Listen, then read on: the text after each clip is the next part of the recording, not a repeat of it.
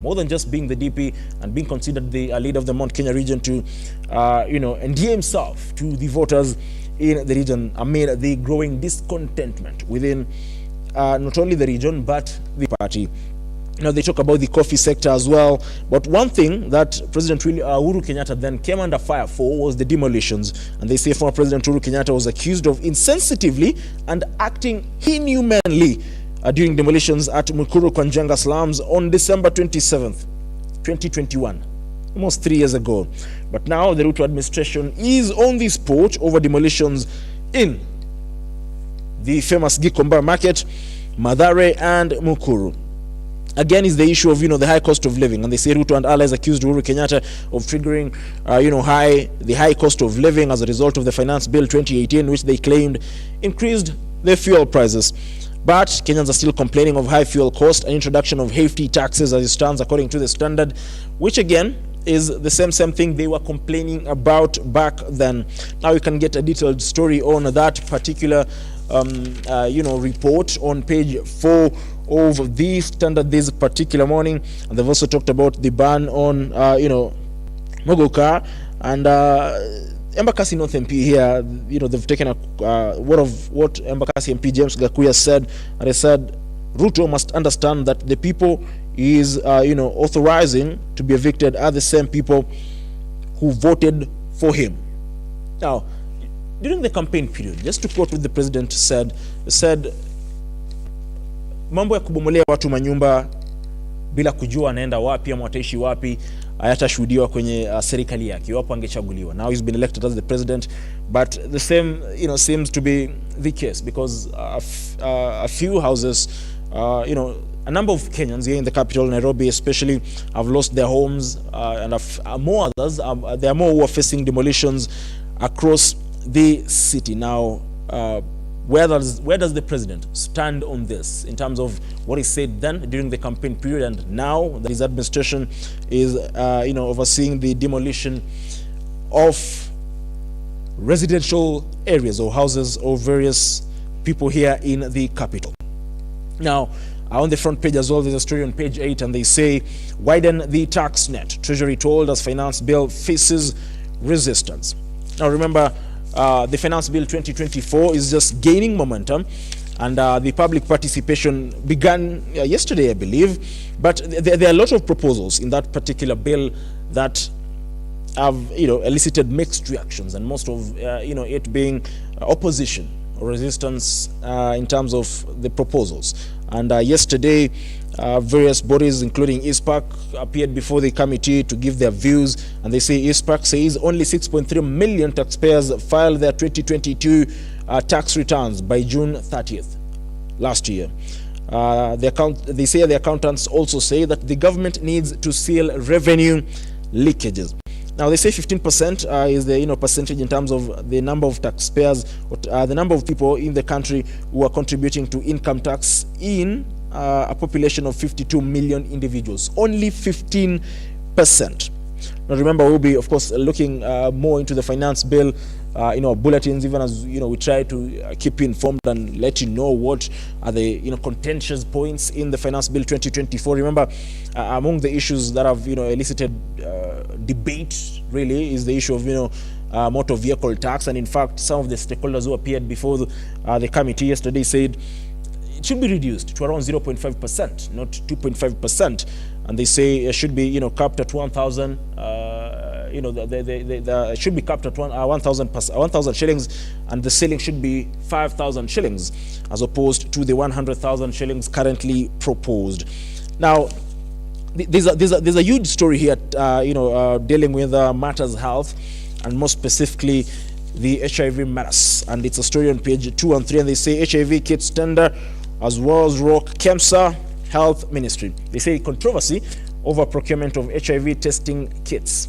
Now, Kitui Chache MP Anthony Kibagende said the tender was not advertised by the Kenya Medical Supplies Authority, that is KEMSA, and the manufacturers were allegedly handpicked. Now, according to Medical Services PS, that is Harry Kimtai, the ministry used direct tendering method as opposed to the open tender. Now, questions are lingering, as to why the ministry opted to use the open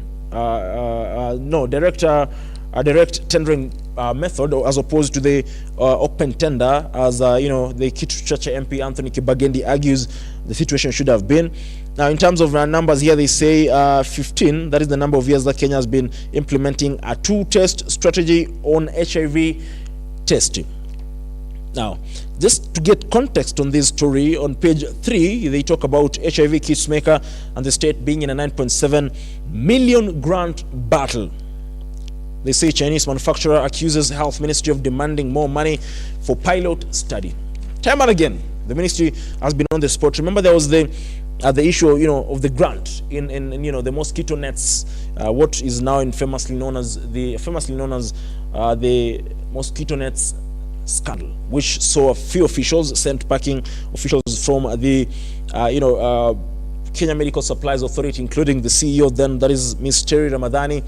And they say the Ministry of Health officials sought 9.7 million from manufacturers as donations. Now, the key point is donations to facilitate a pilot study for the three algorithm HIV test kits. Now, 9.7 million from the manufacturer as a donation is a huge amount of money, and you don't understand where the manufacturer is coming from. And this is likely to, put the measures, in place in terms of HIV prevention and cure into jeopardy now, because if this mess is not settled, then the manufacturers might decide to pull out, and that will leave the ministry with not just a mess to tackle, but an egg on its face. Now, that story, like I said, is on page 2 and 3.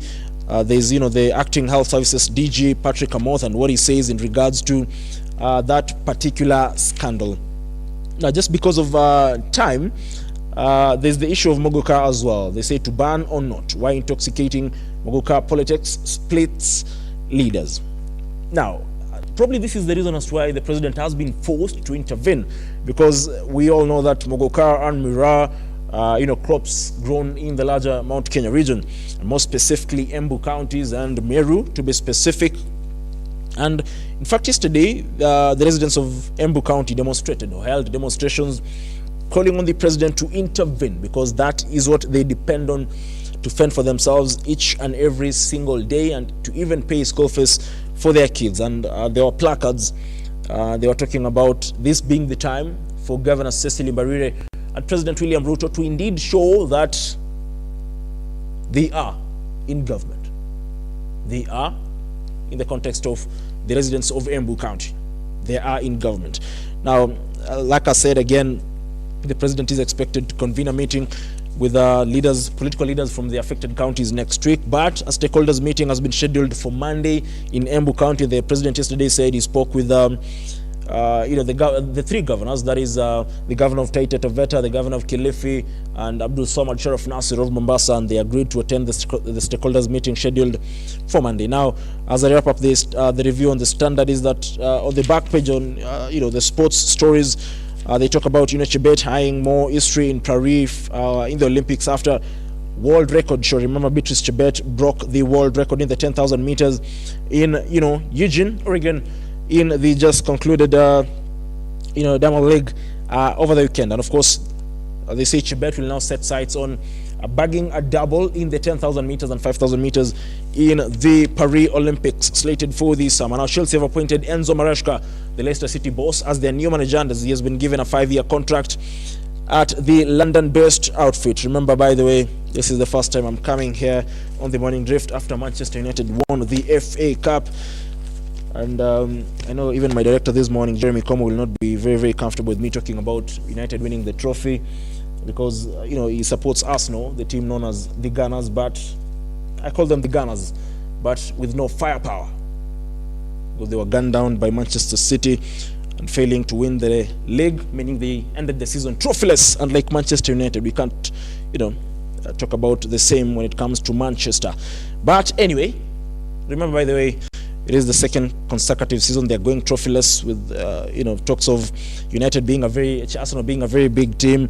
They're talking about projects and how Arteta's managed to build a team, but it's not about building a team, it's about winning trophies at the end of the season. It doesn't matter how you do it, the end goal is winning a trophy. Now, to the Daily Nation this particular morning, and they say, inside Haiti Police Mission Command, they say deployment brief, that is according to Deputy Inspector General, that is Nugabo, and it said the Deputy IG is being considered to head the Kenyan peacekeeping mission in Haiti, and the nation as established. That is according to information that the nation do have this particular morning. They say he'll be assisted by a commander picked from either of the 3 elite units. Now, the Rapid Deployment Unit, that is the RVU, the Anti-Stock Theft Unit, that is the ASTU, and General Service Unit, the GSU, will also lead the Kenyan boats on the ground in the war-torn Caribbean nation. Now, that is a story on page 4. Remember, that is one thing that also took center stage when President William RUTO visited the United States of America, and he just jetted back into the country on Saturday night after a 4-day tour of the United States. An official state visit, by the way, and he was honored by President Joe Biden. Of course, that was also commemorating 60th anniversary of relationship between the United States and the Republic of Kenya. Now, they say, they've given, more information, and just so you know, there were a few Asians who were demonstrating on the sidelines of President William Ruto's visit to the United States of America, and they said President William Ruto should keep off matters Haiti.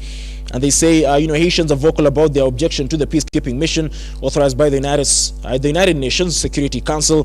And of course, they say, hindered by political turmoil, instability, wars, and gang infestations, the UN has often sent troops to calm the restive nation.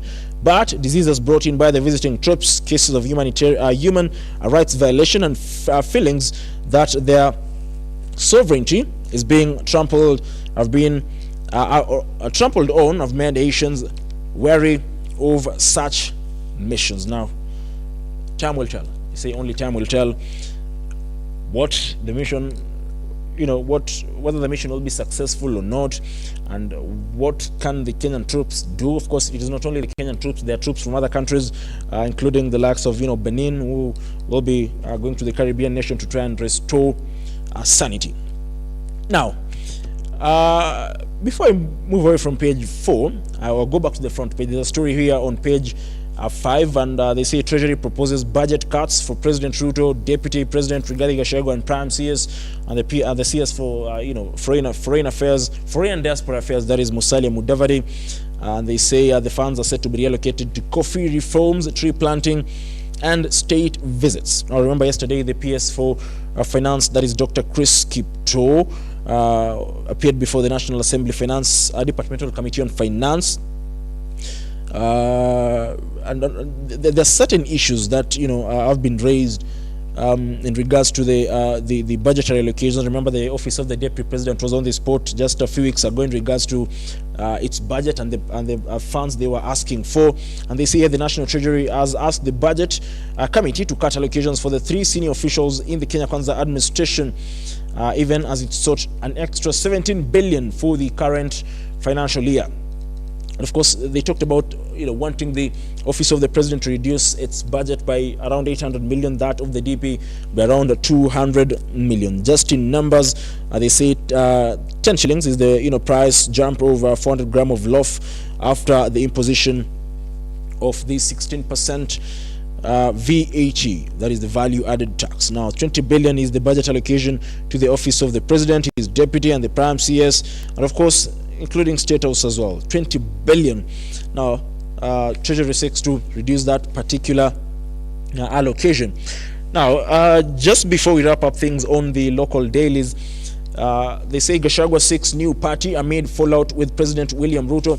That is a story on page 8.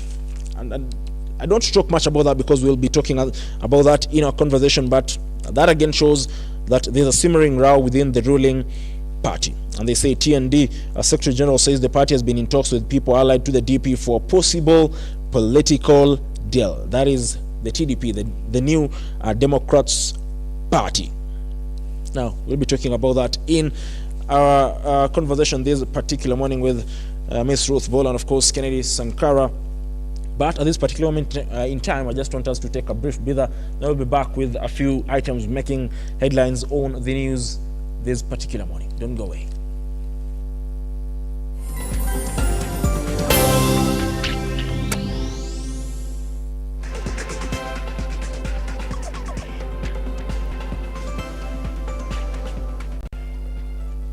Well, thank you very much for staying with us. This is the Morning Drift, and it's time we look at the news items making headlines this particular morning.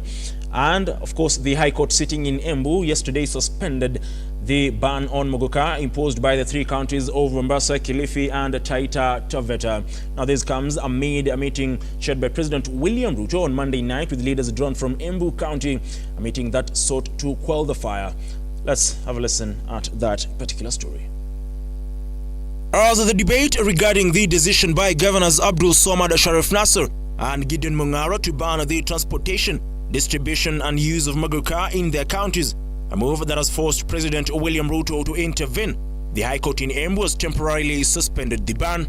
In a ruling on Tuesday, Justice Lucy Njuguna issued a restraining order to the counties from effecting the ban on Mogoka until July 8, 2024. Justice Njuguna ruled that the application will be served upon respondents within 7 days from Tuesday, with Mombasa County government being the first to announce the ban on the sale and distribution of the crop. President William RUTO on Tuesday held a phone conversation with coast governors who imposed a ban on the sale and use of Mogoka in their counties.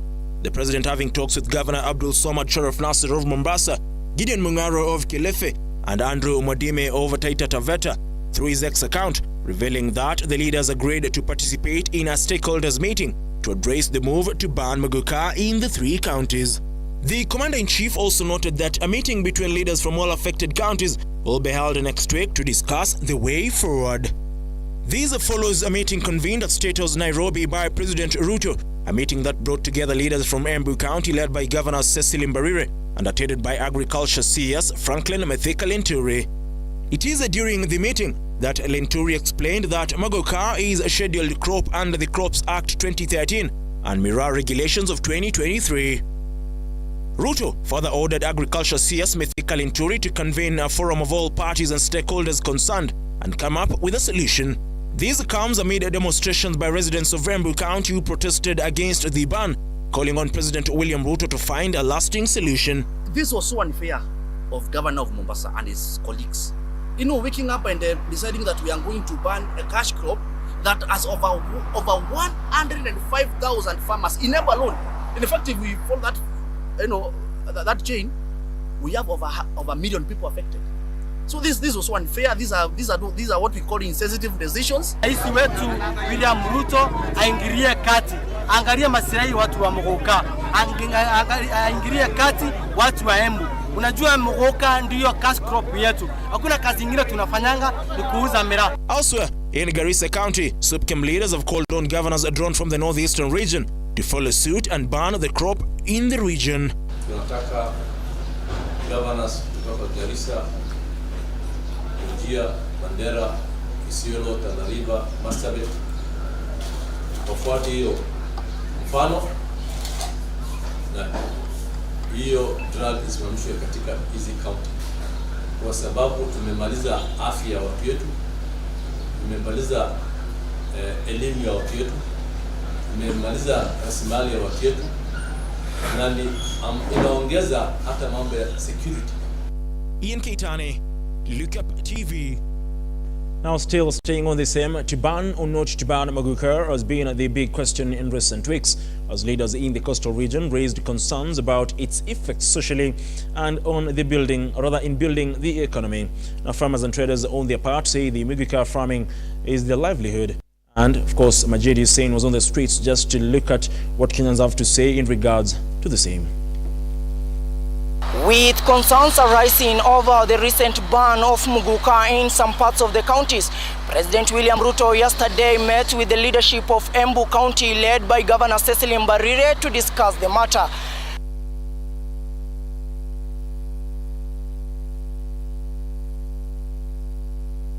With concerns arising over the recent ban of muguka in some parts of the counties, President William Ruto yesterday met with the leadership of Embu County led by Governor Cecily Mbarire to discuss the matter. With concerns arising over the recent ban of muguka in some parts of the counties, President William Ruto yesterday met with the leadership of Embu County led by Governor Cecily Mbarire to discuss the matter.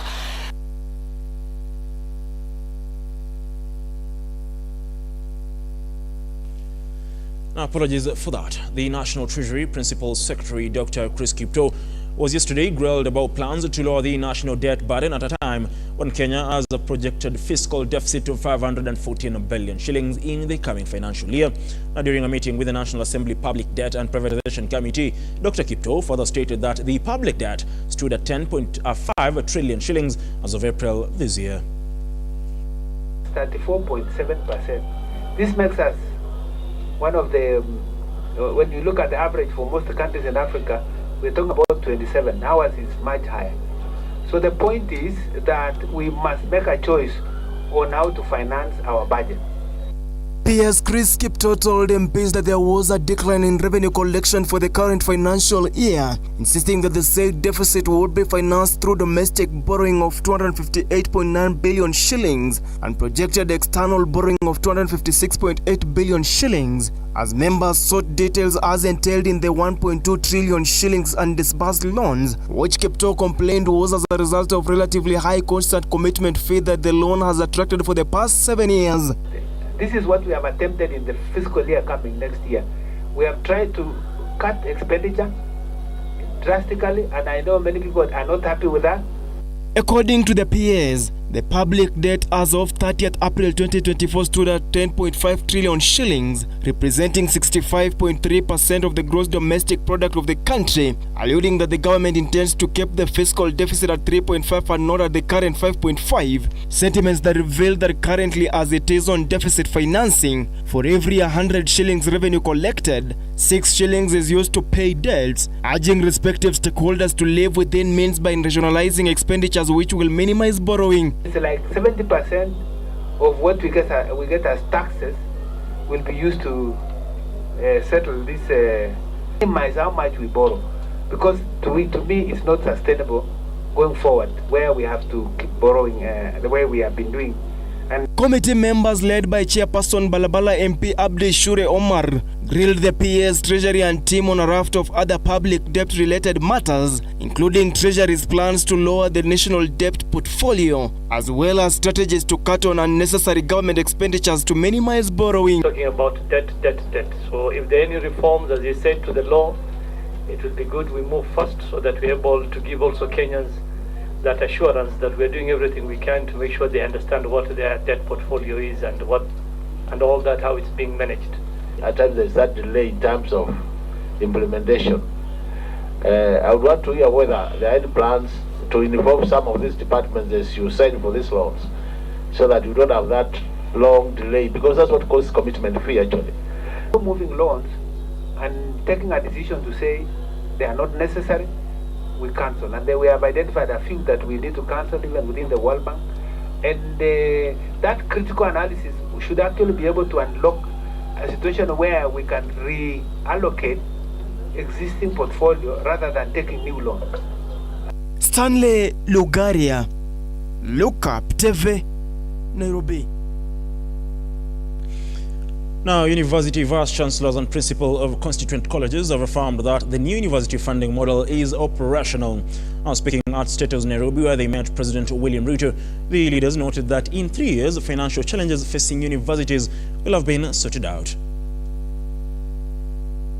Our Maker, our Redeemer, and our Sustainer, it is to you that we come this morning in gratitude for the gift of this nation, and for the gift of the stewardship that you have given each one of us over segments of this nation. We watch.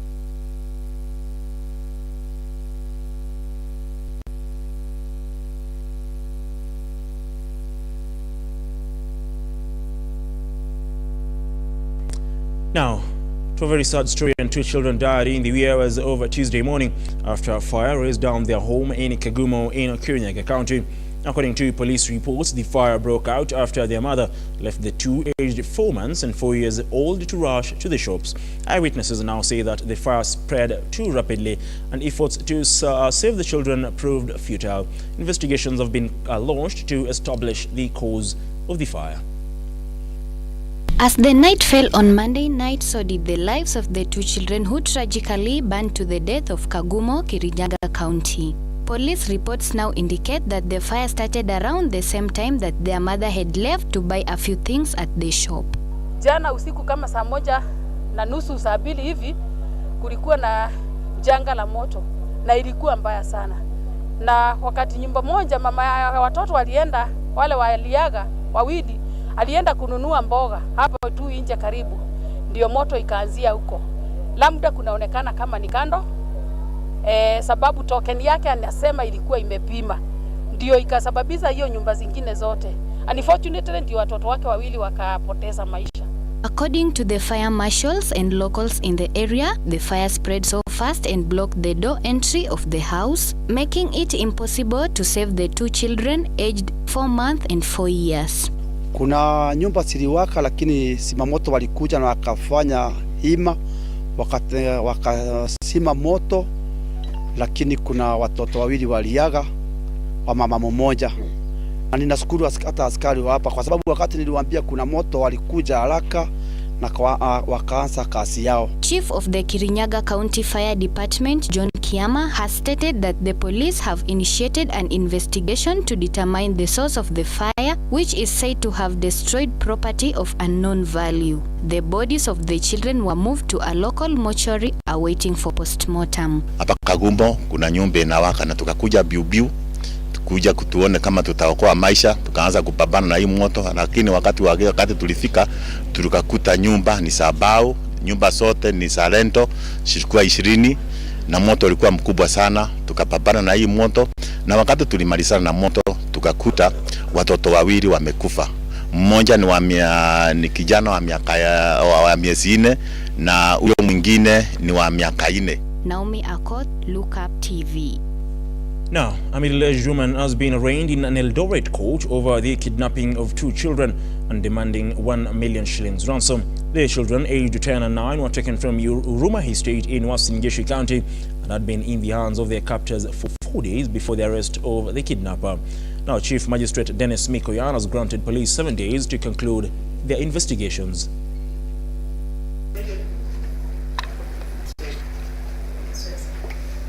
Mimi mchunguzi wa kesi naona ambaye nilipotia hapo Huruma Police Station, kesi ya kasi ambayo ilikuwa hapa na ambaye alikuwa na demand pesa.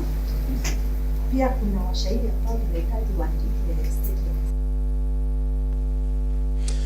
Now, a Kiambu court has allowed detectives to detain a police officer for 14 days at the Kiambu police station pending investigations over the murder of a U.S. Embassy staff shot dead on Sunday morning in Kiambu County. Now, in the shooting, 36-year-old Lawrence Njomo died from a stray bullet while passing near a scuffle between the police suspect and 2 others. Martin Masharia tells us more. City of Kiambu was shaken by a tragic incident that unfolded outside a popular club. Lawrence Njomo, a 36-year-old civil engineer working with the American Embassy, became an unfortunate victim of the fatal shooting. As the night wore on and the revelry continued, an altercation among some club goers escalated into a heated quarrel. Tensions ran high in the midst of the commotion. A stray bullet found its way to Njomo, who was innocently observing the unfolding scene from across the road. CCTV footage captured the heart-wrenching moment as Njomo fell on the ground, his life abruptly cut short. The tragedy unfolded at approximately 2:40 a.m., leaving the community in shock and disbelief. Kiambu County Commissioner Michael Mushiri confirmed the incident, revealing that a police officer is among the 3 suspects arrested in connection with the crime. Tragically, a 36-year-old man was fatally shot and is now deceased. 3 individuals are in custody, and we can confirm that amongst the 3 individuals, all male is a police officer, a serving police officer. Further to that, we can confirm that a firearm has also been retrieved from the officer. It is suspected that this firearm would have fired the fatal shot. But this is something again that is under investigation. This is not something that we can confirm. The trio appearing before Justice Wanjiru Juguna of the Kiambu Law Courts will be detained for 10 days as the court directed to allow time for further investigations. The nature of the investigations that are conducted with reference to this nature of offence, I exercise my discretion and allow the application. However, I direct that the respondent shall only be detained for 10 days, during which period the IO should proceed and conduct his investigations. A matter shall be mentioned after the 10 days. Meanwhile, Njomo's family in Genko Village, Kiambu County, is grappling with the loss of their beloved son, described as being their prime and recently celebrating life success. Njomo leaves behind a grieving family, including his 28-year-old pregnant wife, awaiting their second child. He was a jolly young man, very full of life. Having started working properly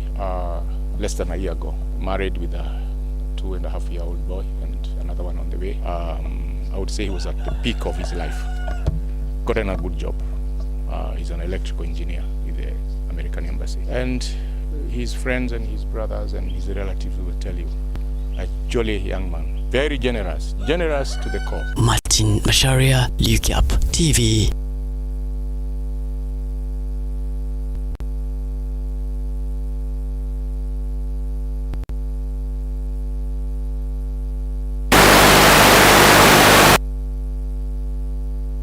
Battles within the United Democratic Alliance, and what next for the deputy president as his goose been cooked. Now that will be the big conversation this morning here on the Morning Drift.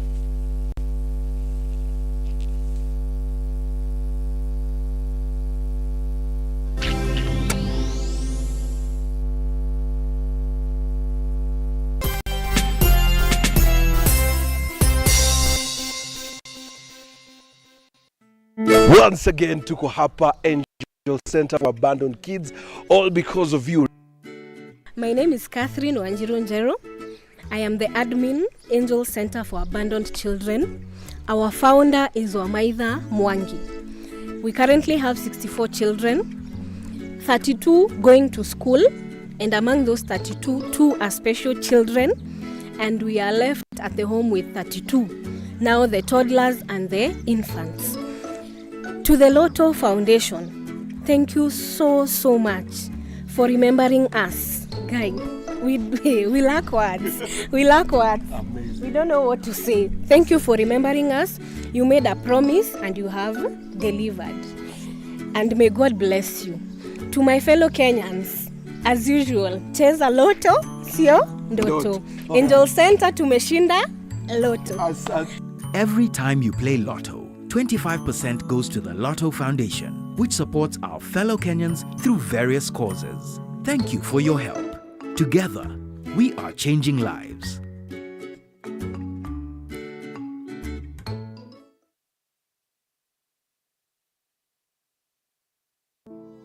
Save a Life is a non-profit organization that has taken the front line in transforming lives in the entire country. So far, we have transformed the life of over 100,000 people through our programs, which include medical support, youth empowerment, street family program, feeding program, and climate change.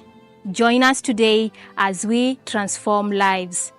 As we always say, service to humanity is service to God. Save a life, transforming lives.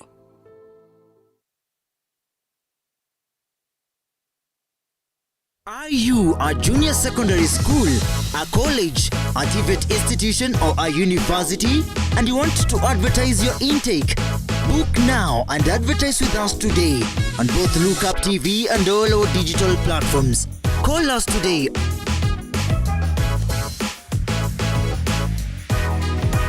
or email us on sales@lookuptv.co.ke.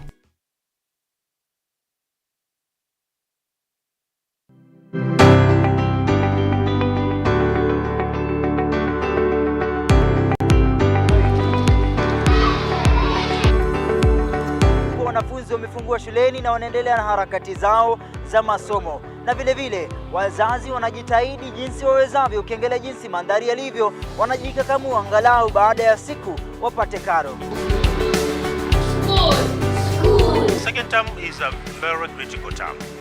You know, it is a term whereby most of the schools in this country run with time to complete the syllabus.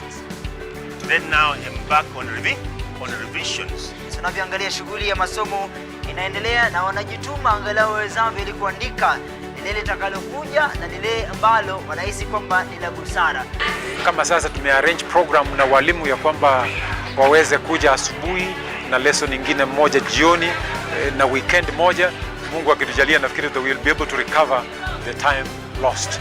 Wiki hii kwenye bunge la wenyeji tutaangazia taswira halisi ya jinsi mambo yalivyo kuhusiana na masuala ya elimu hapa nchini Kenya.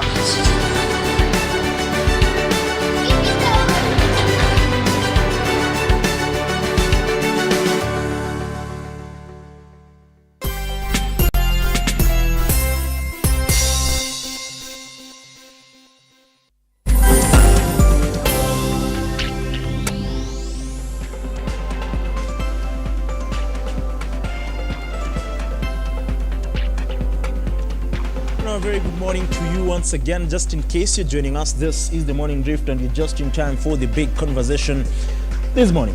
Now, for the past couple of weeks, there have been rumors of a simmering row within the ruling party, that is the United Democratic Alliance, or so they call it, United. But question is the party still united? Now that has of course been intensified by the war of words between the DP in President William Ruto's backyard in Uasin Gishu County over the weekend, in what was seemingly attacks aimed at Kapseret MP Oscar Sudi, who is a close confidant of President William Samoei Ruto. Now the Kapseret MP did fire back at Gachagua the following day during a fundraiser in which, by the way, he was sent delivered donations of around 200 million shillings from the president.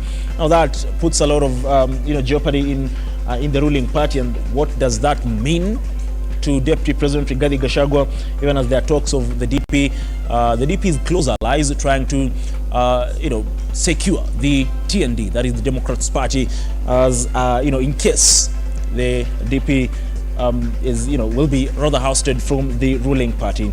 Now this particular morning I'm joined by Ruth Bola. Very good morning to you. Good morning, thanks for having me. Always a pleasure. Of course, joined by Mr. Sankara. Very good morning to you, sir. Good morning to you. You look very sharp this morning. Thank you. You know, as Sankara, we have to look sharp. That's a representation of what the brain carries, or the head carries in the brain. That is. What do I say? Anyway, it's always a pleasure having you this morning. Now, I want to begin with you, Ms. Bolo. First of all, what do you make of the situation within the UDA party? Because in the past few days there have been some sort of a war of words between. You'd really not want to say the political supremos within the ruling party, that is the UDA, but on one hand the DP is of course a very powerful man in the party, but as well Sudi in as much as he's an MP is a very close confidant of President William Ruto. Many people talk about whatever him saying probably being him speaking the mind of the president. What do you make of the situation within the ruling party to begin with? I think what's happening in the ruling party is not unique.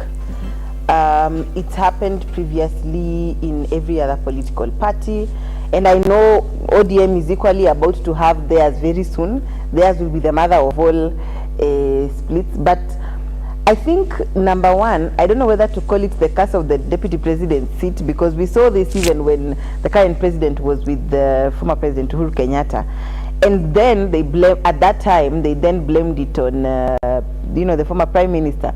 So this time around I don't know who they will blame it on, but I think it is healthy. It is not unique. The DP has the right to be politically active. He has got the right to go back to his people. If he feels like he entered a marriage and this marriage is not working, he has the right to go back to his community and tell them, look, I'm having problems in my marriage, please help me out. It's barely 2 years. And I mean, these things have no time frame. It can happen at whatever time. And he's probably just learned from his boss. He's probably realized that this man did the same thing when he was deputy president. So maybe if I try it out, I might have a better chance of becoming president, because he's a politician at the end of the day and he has ambitions. But at the same time, I would not really make much of it. One, I would also be very concerned as an ordinary citizen, and I would want to ask the president, is your deputy that idle that he is going around, you know, putting up all these meetings and complaining publicly? I mean, should the president then give him a lot of, or rather fill his desk with more important things, so that then he's able to focus? Because as it is, they're not focusing on the development that they're supposed to be doing for the Kenyans. They're focusing on politicking barely 2 years, as you have said, into after the election. So I think it's, as an ordinary citizen, it's a bit worrying, but for the political party, I think it's very healthy, and I don't think it is unique in any way. I don't think so. Well, Mr. Sankara, is it healthy, like Miss Bolo says? Because in as much as the deputy president then and the current president William Ruto sort of faced, you know, a similar situation, this one has come, you know, very early. They say history repeats itself, but this one has, you know, really come very, very early, because we're even yet to get to the 2-year mark. We'll get there in a few months, and already there seems to be a rumble within the party. Thank you, Ian. You know, whatever it is that is happening in the United Democratic Alliance is not a new concept when politics is involved, or as far as politics is concerned. But again, we need to really ask ourselves, as the people of Kenya and the bosses in this case, that in whose interest are all those political innuendos aiming to achieve or to satisfy? Remember, the political tiff between the president and his deputy is similar to what happened in the acrimonious fallout in the previous leadership, under the leadership of Uhuru Muigai Kenyatta as the president. But again, this is coming too earlier, as opposed to what we witnessed in the previous administration. But again, being that Gachagua has packaged himself as a Mount Kenya brand ambassador, I think it is stooping low that is witch hunting him. He refused, let me use the term, he refused to acknowledge that he is a national leader. He is a deputy president of the Republic of Kenya, a deputy president where a Luya, a Luo, a Somali, a Kamba, all should feel secure and safe in his leadership. All the time the DP speaks, he speaks of Mount Kenya. I ask myself, like a typical Luo from the lake, who is my deputy president? So when this was, and you see the rain is beating him from home, but it narrows down to the art of, the art of science and politics, divide and rule system. This is a well orchestrated game plan with a target at the end of the day, and the objective must be met. But a lot of constitutional errors are being made in the process, because we are undermining the office of the deputy presidency. Remember, the deputy presidency office is a creation of the constitution. It is a part of the presidency. Any person coming to undermine, but let me not say undermining the office, because when it comes to functionality, we haven't had the office of the DP being denied funds to operate. We haven't had of withdrawal of security here and there. It is a political game. So all these are distractions that are well orchestrated by the ruling class to ensure that we, the people, continue to discuss the things that matters least, as they forget on what matters most at the moment. But the war is very healthy. If the DP is becoming very arrogant, he must be tamed. That is, in that zizi la ng'ombe, we only entertain one bull and other docile cows. So if the DP wants to act like a bull, he must be tamed, his horns must be cut, and it is very normal. Now, let me come back to you, Bolo. What Sankara is saying, could be healthy, just like you said.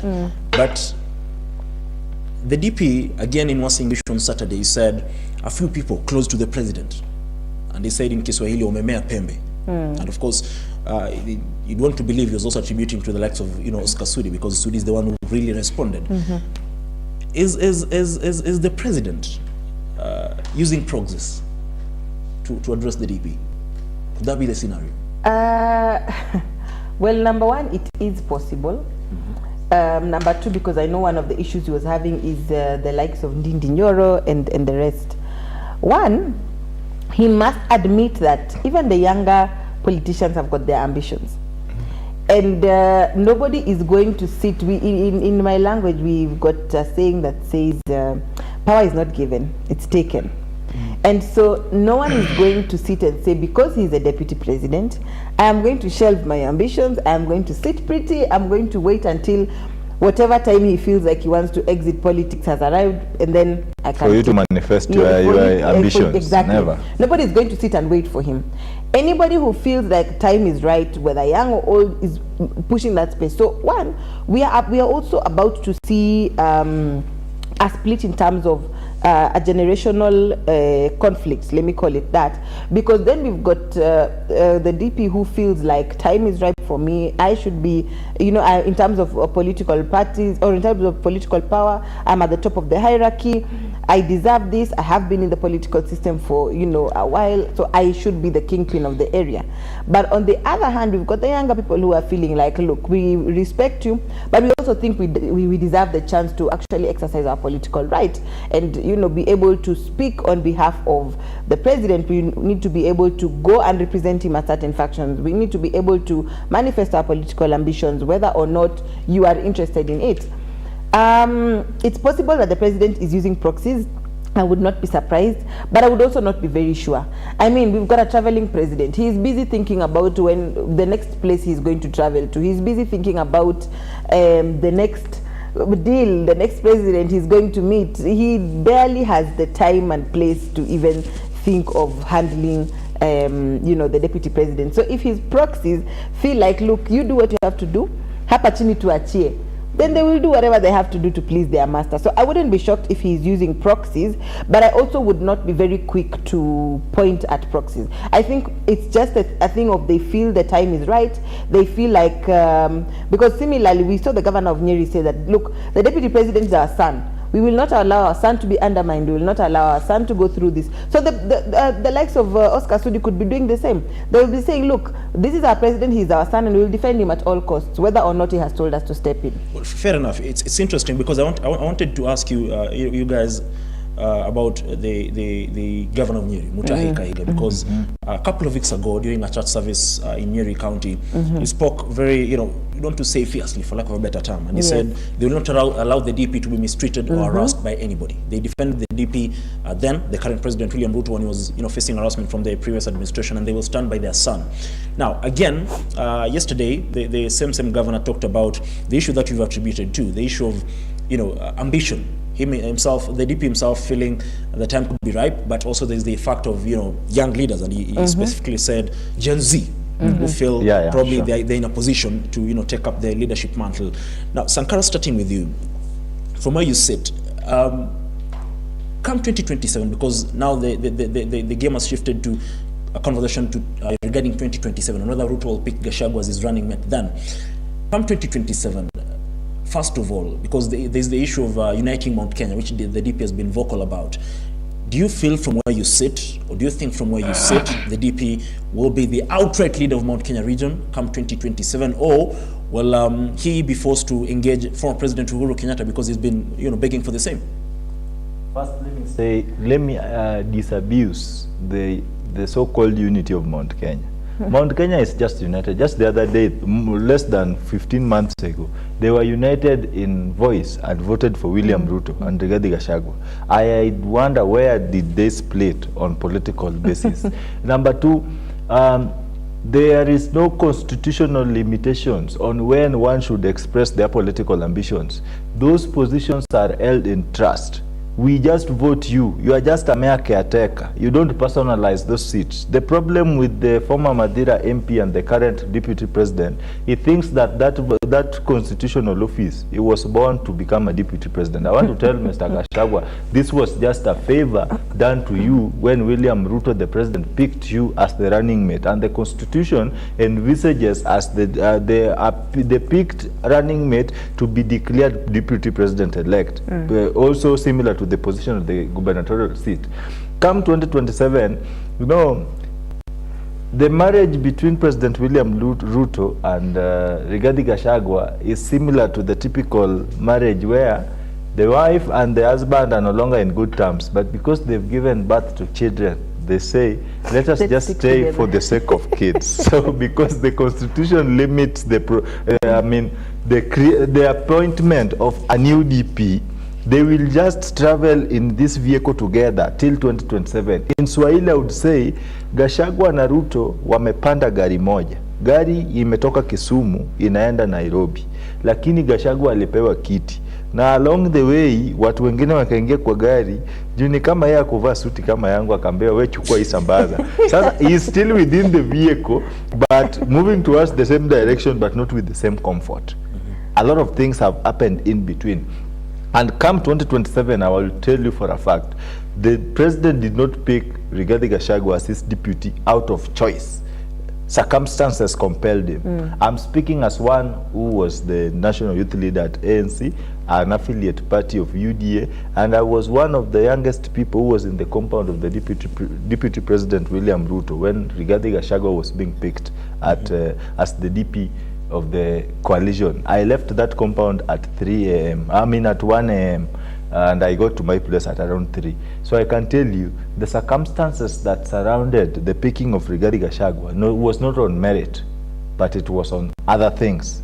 And a lot of meetings had to be held here and there, disagreements here and there. So because the president wanted to get to the top seat, in politics, do whatever it takes to satisfy your ambitions. The ambition here has been satisfied. He is the number one, he is the commander-in-chief. Therefore, unlike in the independence constitution where the president could nominate or appoint the vice president, here there is a constitutional limitations, and until maybe through impeachment or other, the DP seat may be declared vacant. There is no constitutional lacuna or possibility of such at this with the current dispensation of politics. Therefore, they will just have to stay, yani kuvumiliana tu hadi ndoa aisha hapo 2027. Someone is going to be picked. Rigathi Gachagua may not go back to the ballot with President William Ruto as the running mate, and he should not think or believe that by that alone something bigger will happen. You can rule out any other thing anywhere, but when it comes to politics, wherever you see smoke, know there is fire. Okay. In politics, you can never rule out anything. There is potentiality in even the little most manifestations when it comes to actions, utterances, and general presentation of leaders within the coalition. Remember Oscar Sudi, he calls himself engineer, na Mukarabati. This gentleman has been side by side with the president. And by virtue of the president being silent and Sudi is being vocal, and other political acolytes around the presidency, that should send you a warning. It's a red flag that the president may, and my underlining word is may, be aware of the entire scheme. Because at the end of the day, in politics, nothing happens by a mere coincidence. All these actions are well planned and executed to achieve a particular objective. In this particular scenario, the objective is to weaken Rigathi Gachagua in Mount Kenya, reduce him to a regional leader and a heckler, make him an opposition leader, vibrant opposition leader within his own government. They may either impeach him or render him politically useless and pick another person at the end of the day. You know, just going from what he has said, two things. Number one, I think one of the biggest issues that have contributed to this is how we get to pick the running mates. It has never been an issue of merit. Sure. It has never been an issue of the track record that the person brings. But the first thing people consider it's a convenience. Is what clan or what tribe does this person come? Can that tribe bring us the votes? And I remember when at the time where both Azimio and Kenya Kwanza were picking their running mates, there was the competition of let's wait and see who will reveal who will reveal their deputy president first. There was also the issue of number one, whoever is deputy president must come from Mount Kenya, because Mount Kenya then brings in the vote. And that brings me to my second issue. Because of the narrative we have painted about the number of votes that Mount Kenya brings, about how influential they are, we have painted this picture of, we've made the Mount Kenya region feel and seem and look like gods.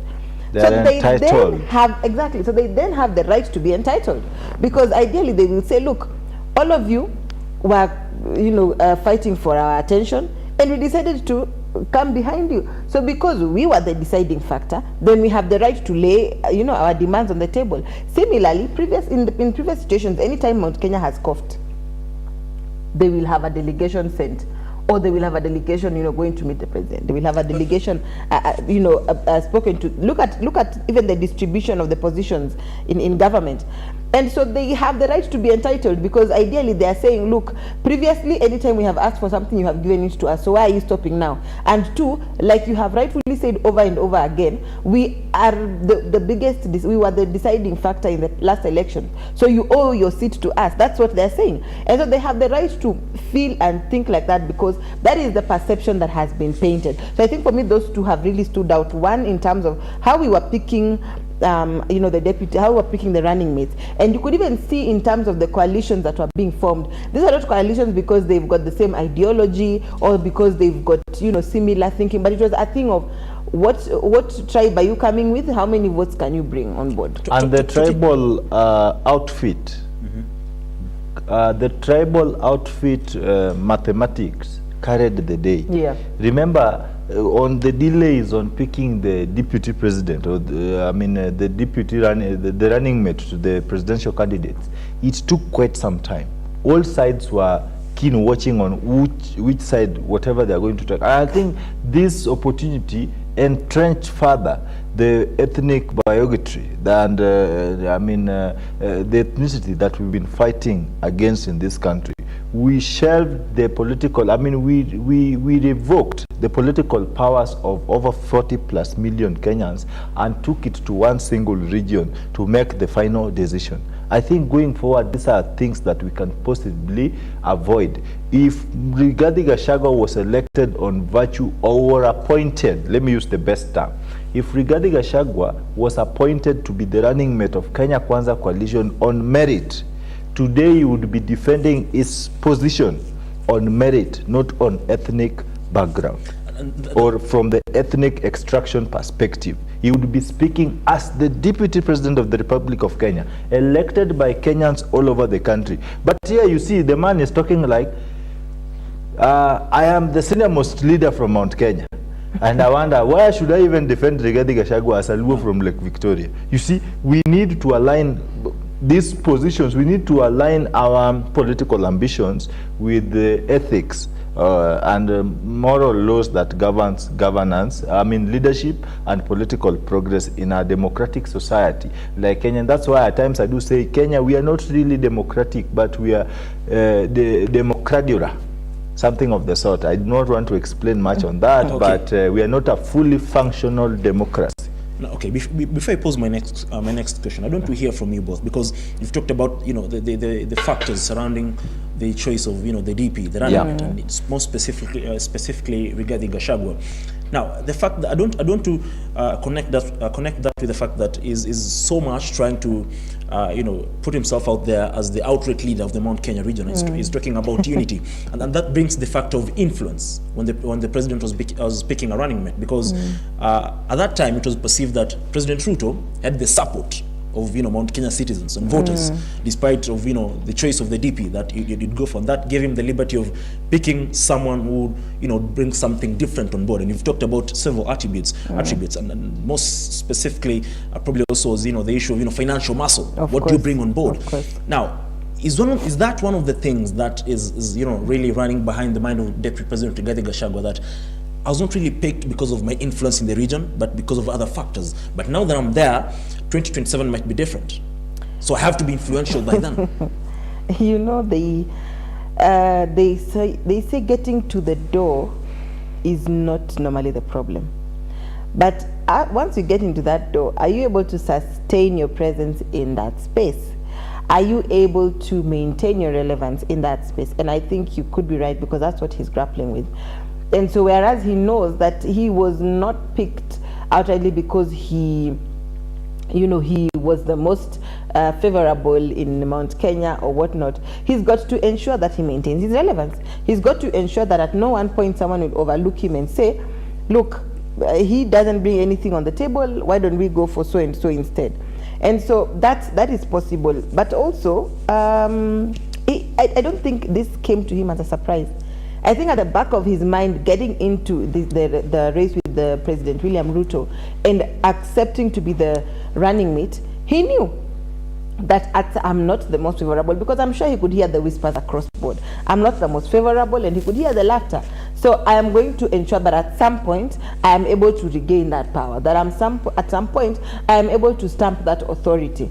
But the deputy president also, and I would I'm not defending the president, but I would understand where he's coming from, because when we had the demonstrations and the president was out of the country, Kenyans kept on saying, my God, if this is what is going on when and it could have been a setup. If this is what's happening when the president is away and we are hearing utterances from the deputy president that are not very favorable, then every time I go and sleep, the first person I will pray for, even before I pray for myself and my family, is the president, so that God can give him long life until he finishes his term. Because Kenyans are saying we cannot sit and imagine that the deputy president will ascend to become president if this is how he is behaving. So if you are a president and your proxies are hearing those sentiments from Kenyans, ideally, to save yourself and to save face, who will you shift to blame to? You will try and alienate yourself from the deputy president. So I think even the happenings that took place, or rather the circumstances and the activities that have been going on since the election, has sort of given the president, the platform. The deputy president has given the president and his people a silver platter to say, look, go ahead with it. This man has messed up, so this is the opportunity to give him the blame and run away with it. I don't think we should be very difficult or very hard on the president, because I think this is something that the deputy president knew from the word go. He knew that because I was not the most favorable candidate, number one, I still need to go and reconnect with my people. I still need to go back and tell them, look, I may not have been your most preferred candidate, but I am there. Mimi ndio wenu, mimi ndio niko. So why don't you use me to get whatever you want? Okay. And in turn, his people are saying, look, wewe hata tukukuchagua na tumekupeleka huko, and you are not performing. So what does he do in turn? It's to say that I am trying my best, but these are the hindrances that I am encountering. And so I also think that it could be a thing of the expectations that were placed on him. He's unable to meet them for one reason or the other. And we saw, I think it was I don't know why, I think it was Honorable Osoro, who said that, look, one tribe has gotten so many positions. It was Honorable Osoro said, look, one tribe has gotten so many positions. Nini bado wanataka. So they're also saying that, look, we've given you so much. You people are still asking for more. So I think let's give these other tribes an opportunity. Let's ensure that this piece of cake is spread across. But I think I would agree to that by adding on the reason as to why I disagree with the so-called Mount Kenya unity, because the propagators of the unity narrative are speaking in terms of resource allocation and power elevation of their leaders. But for record's sake, who is the deputy president of the Republic of Kenya? A Mount Kenyan. Because they recall, I think some people from Mount Kenya think Mount Kenya is semi-autonomous. So let me say it's a Mount Kenyan. Who is the CBK governor? A Mount Kenyan. Who is the majority leader in parliament? A Mount Kenyan. Who is the DCI, the military boss? Who is who in this country? They own almost 80% of governance. If service delivery, resource allocation, and sufficient utilization of resources was something to be experienced, then they should lead by example. These other political mayhems is just a distraction and to keep Kenyans busy speaking of things that matters least at the expense of what matters most. But also, the deputy president is not just a politician. Okay. He is also a businessman. So if he brought X amount on the table during campaigns, he needs his return on investment. He needs to say, look, no, I brought this on the table, But and these are my expectations. There are certain questions and rumors regarding what could be, bringing all this row within the party, and some quarters say it could also be, issues to do with tendering processes within the government.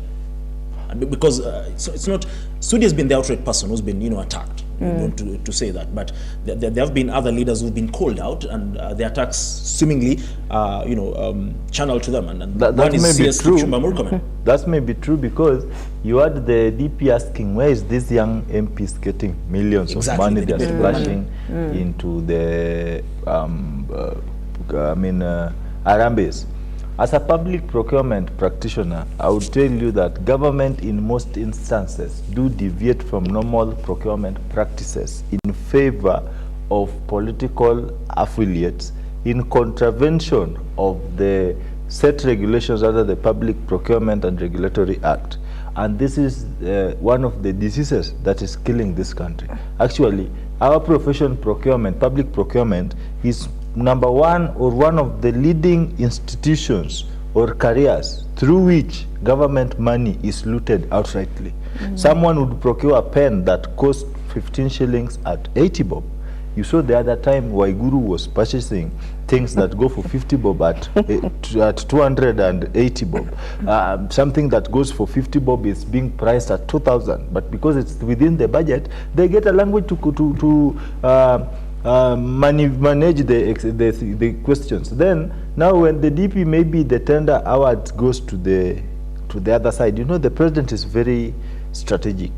He wants an empowered inner circle, people who do not necessarily depend on him for cash.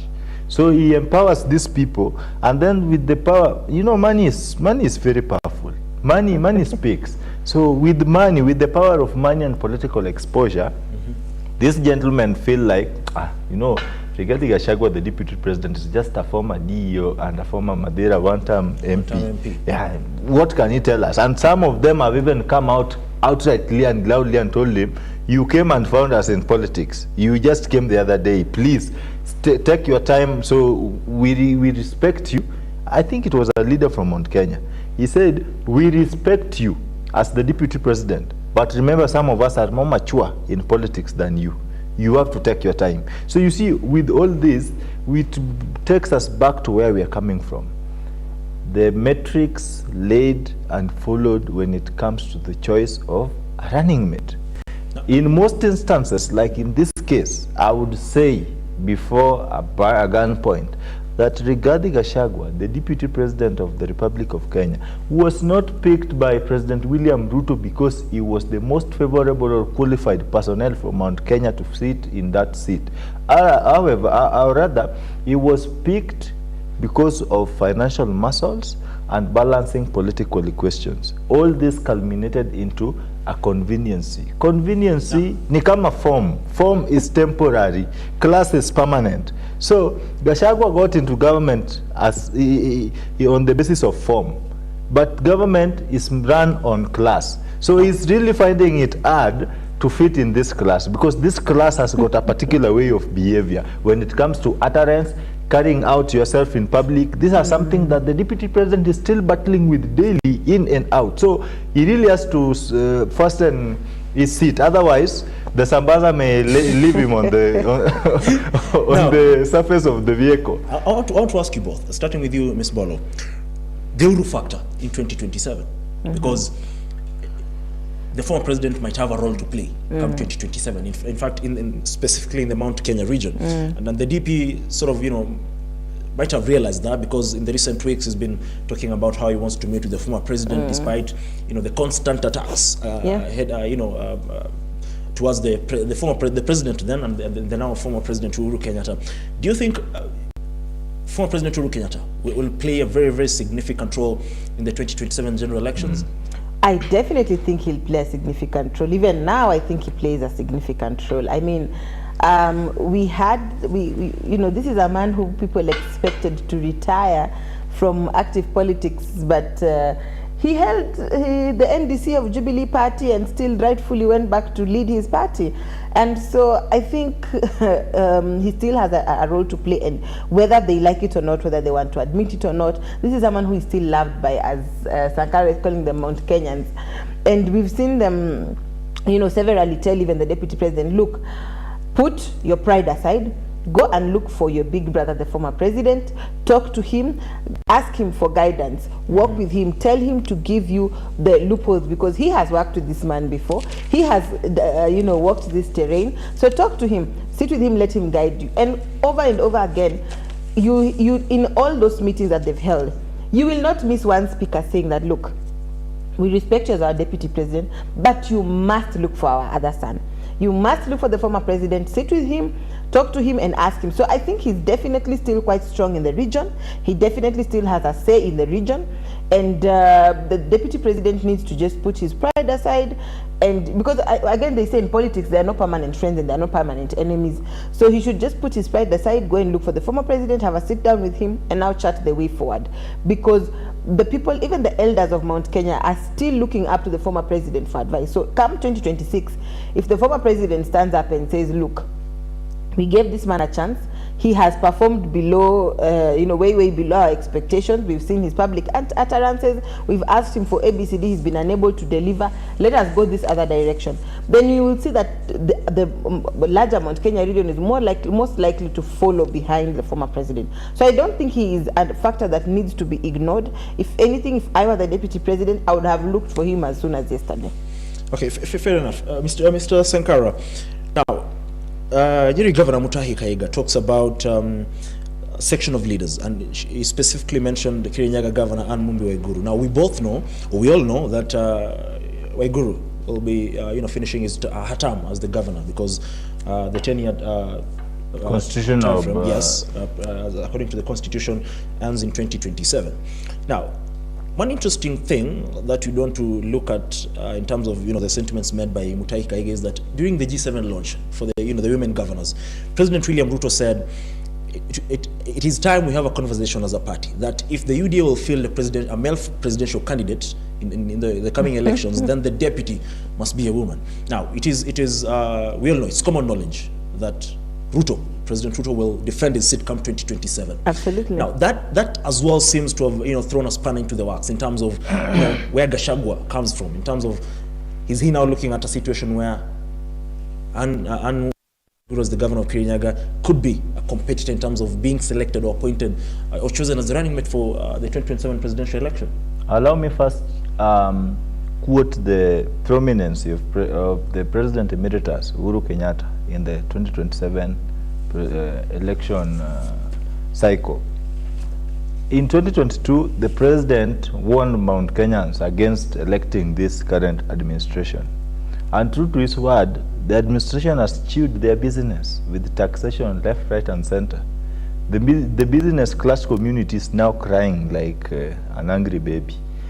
And because the president may have been a political prophet, when he rises again to caution them, this time round, out of experience, once bitten, twice shy, the Mount Kenyans will now have to align with what the president is going to say. And that's why it is very important for Gachagua's survival to align with President Uhuru Kenyatta, because there will be no lacuna for the space for the weakening process. But if he goes on a standalone basis, he will collapse like an old Volkswagen on a terrain. It is very dangerous for him. So Uhuru Kenyatta will call shots, and whatever he says, people will listen to.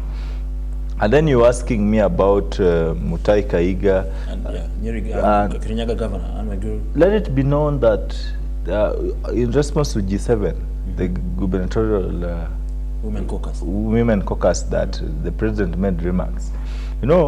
As a close political analyst of what President William Ruto does, I think I need to share this with the people of Kenya, that the president is this smart character who speaks what you want to hear. In the Bible, I would call him those prophets. Not every viewer of ours is a Christian, but there were the prophets of Baal and the prophets of God. So the Baal prophets used to tell the people, the king, what the king wanted to hear and not what the king was supposed to be told. So when a president walks, our president is a smart politician that when he goes to a particular gathering, he analyzes the expectations and the interest of the audience. Then he speaks to their interest.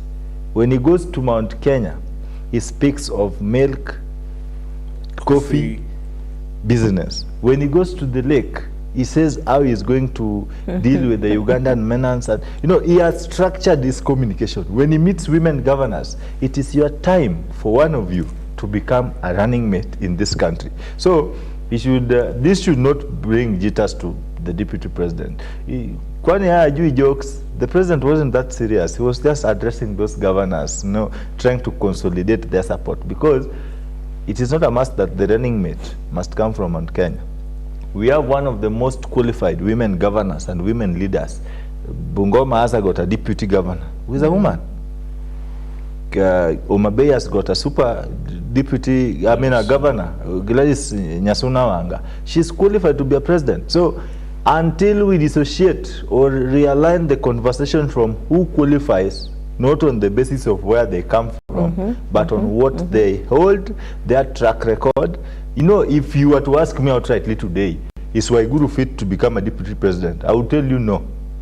I am a youth. The NYS scandal that she was mentioned in, we have never got a conclusive remarks on her involvement and a lot of things. These are things that are in the public domain. So, because my agitation is not to pick someone on the basis of where they come from, but on the basis of how qualified they are, how reliable, and how suitable they are to the circumstance. So, but all these were pointers, red alerts, not unless Gachagua is a slow learner, he must have not taken this into consideration and with a lot of seriousness it deserves. When you are I'm your boss, and I'm going to speak against your position in favor of another segment, you should be worried. In other words, the president was just trying to tell the women governors, it is your time. Wake up, synergize, unite, mobilize, organize, take this seat. So with this, if Gachagua was a fast learner, you would have seen that the president knows exactly what's happening. But all said and done, no one was born to become a deputy president. Even myself, I would want to become a president of this country. In the next 4 or 5 cycles of elections, I want to be on the ballot. I will not be elected because I will not, and I'll run with a woman. I will not pick her because she comes from Mount Kenya. Hey, I will pick her on merit, on the basis that she's qualified, and you know, the track record speaks for itself. Not you coming to tell us that because I come from Western, you should pick me. Actually, I think moving forward, I believe, I do like the utterances that the president said, and I think it should be the way forward. I think that we should come to a place, there should be a constitutional amendment that says, if, you know, the presidential candidate and their running mate cannot be of the same gender.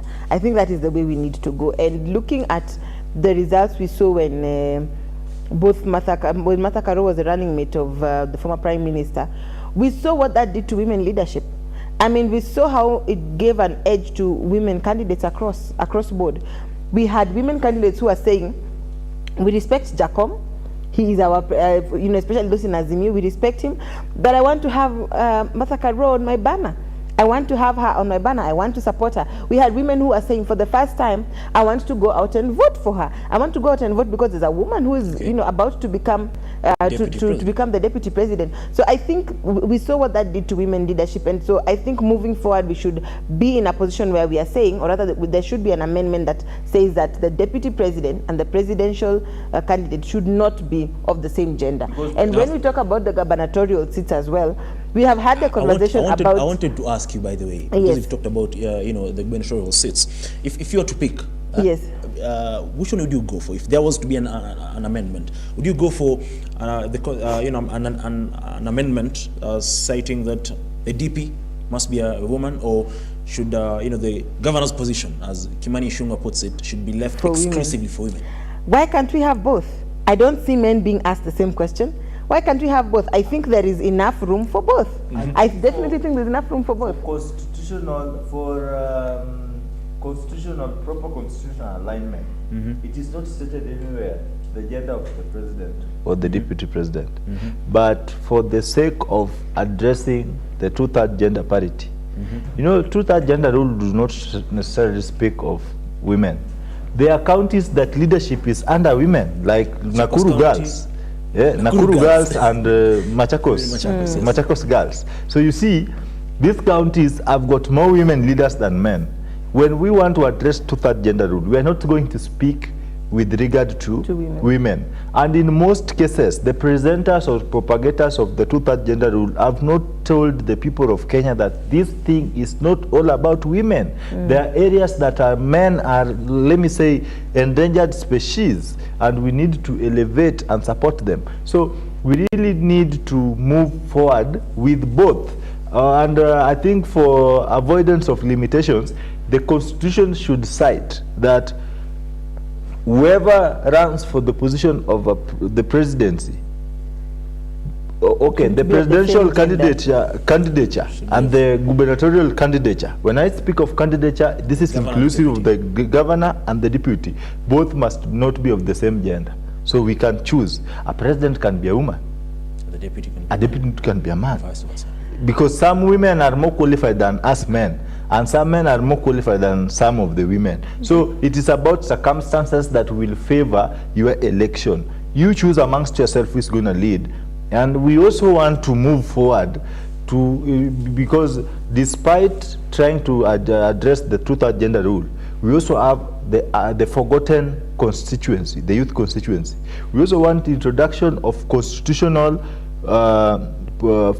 positions which are specifically reserved for youths. We say in this constituency, this position is for a youth. It's a youth to go contest and get it, because we must address the youth inclusion besides the two-third gender rule. Okay, fair enough. Even as you know, we wrap up the conversation surrounding the supremacy battles within the United Democratic Alliance.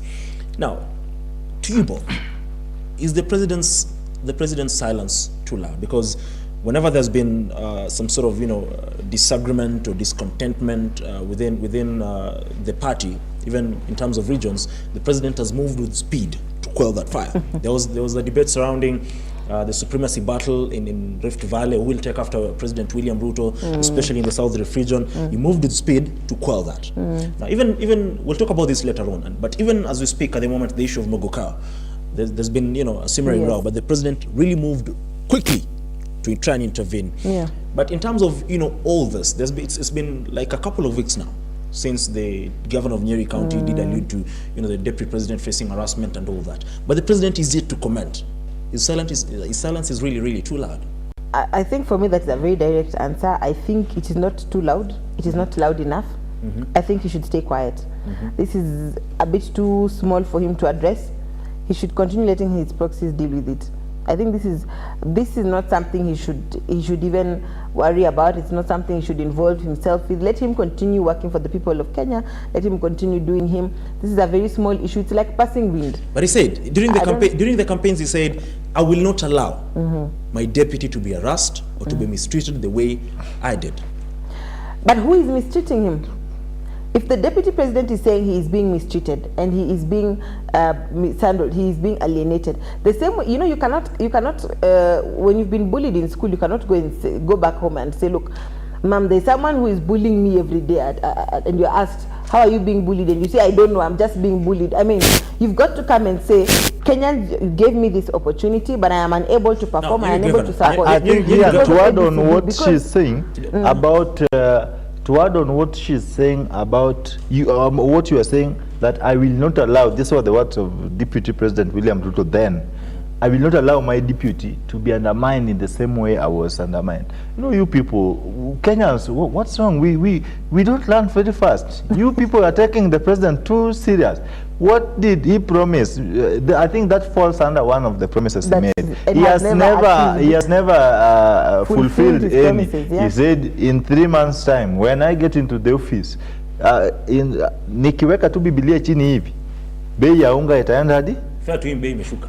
Alisema after how long? In 3 months time. He went ahead and said, let us start from back.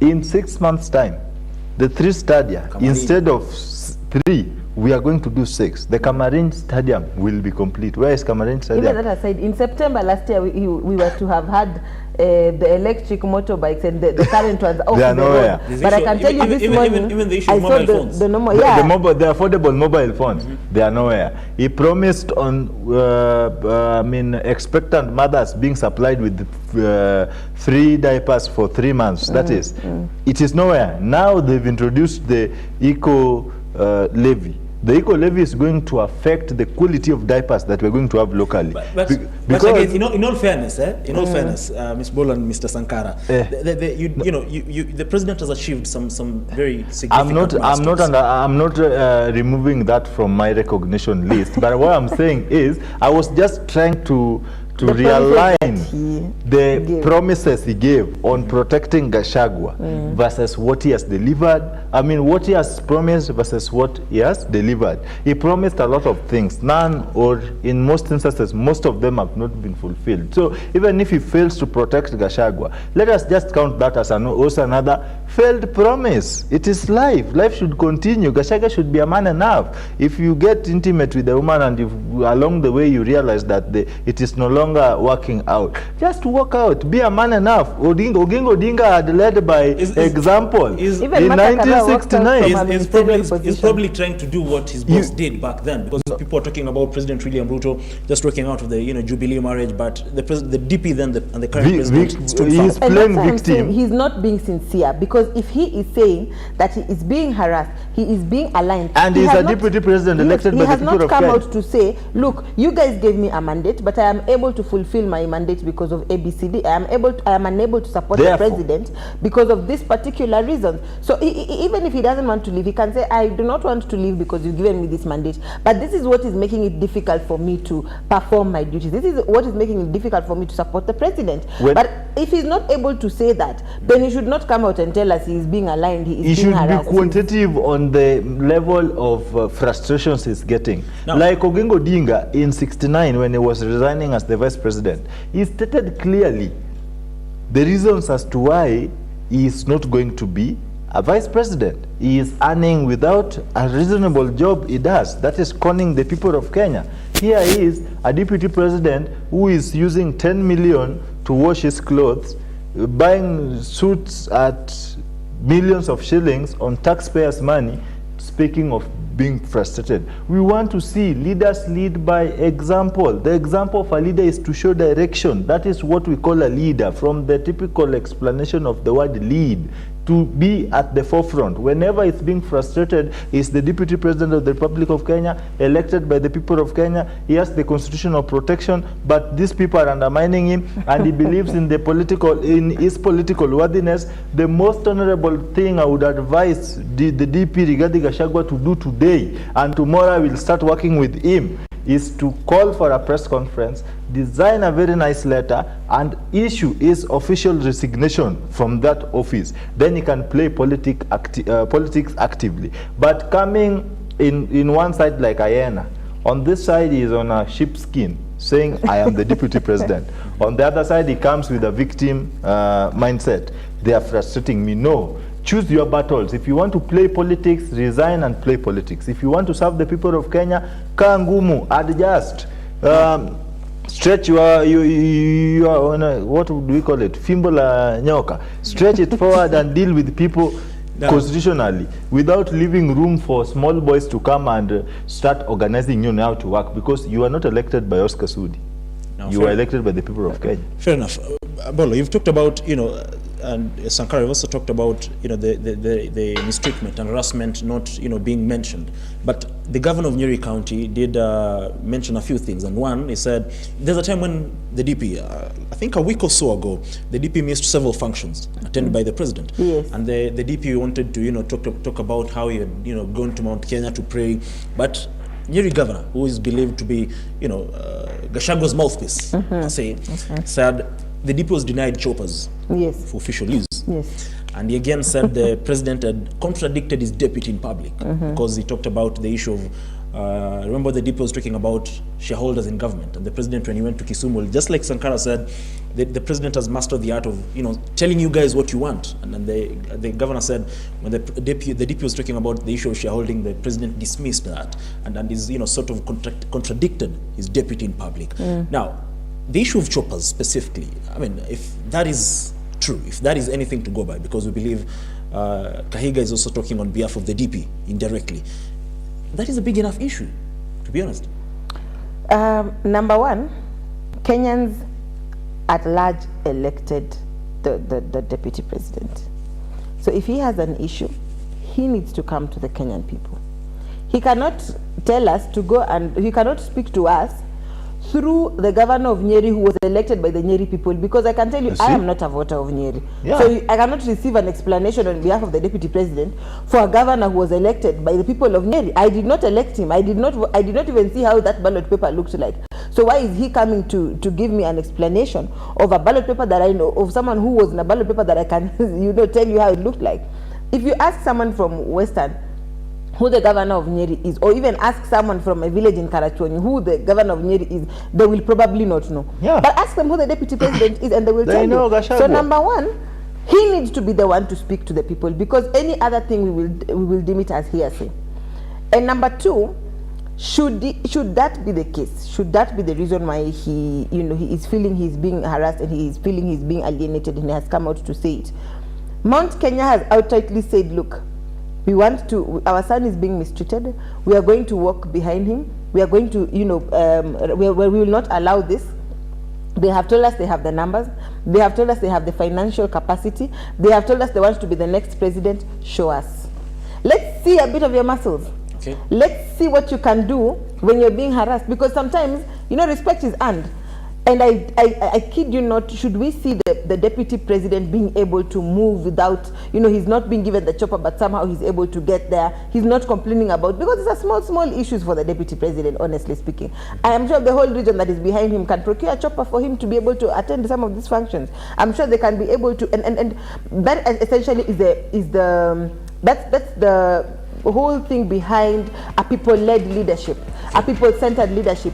Because in the US, we see people saying, look, I am going to give to your campaigns. I am going to give to be able to assist you in one way or the other. So we should be able to see the region coming together and saying, look, you are our son, you are in this position, we are going to help you out. Then the rest of us will rally behind them, because we will give them the respect they deserve. Well, fair enough. At this moment in time, I just want us to take a brief breather, but we'll come back and talk about, as we end this conversation, about the talks of the DP and his proxies, close allies trying to acquire a new party, and it looking like the same route that President William Ruto took then in forming UDA party. But that will be after this brief break. Don't go away.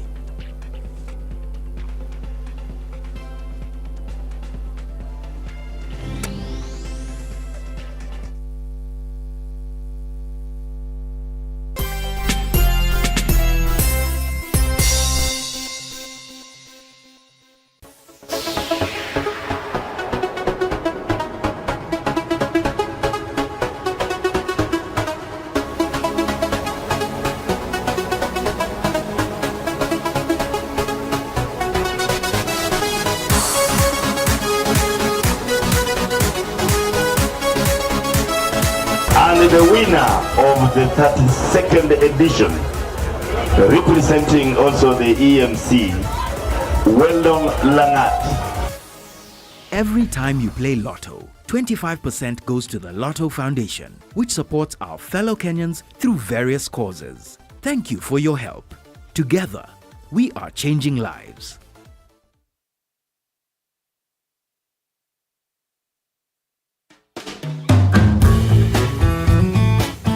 But another beautiful, lovely, wonderful moment that God has given unto us.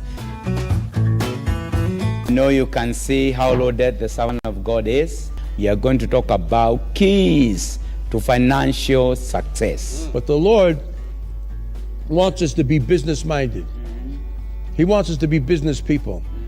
He wants us to care about our life. He doesn't want us just to float through life and have nothing and be struggling and suffering all the time.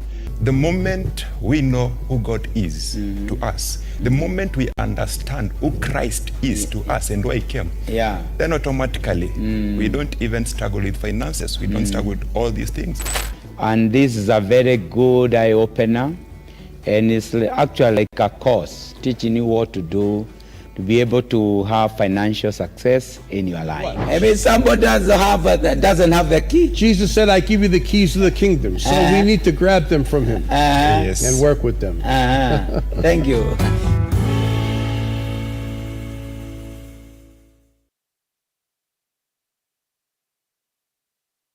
Are you an SME looking for a media partner? Look no more, as Lookuptv got you covered for all your visibility and marketing needs. We at Lookuptv understand your business needs and want to work with you on your marketing journey, giving you solutions that will take you to the next level.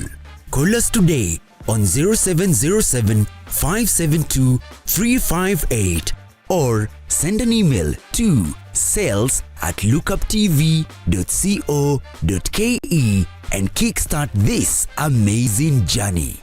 Welcome to Lookuptv, your official SME media partner.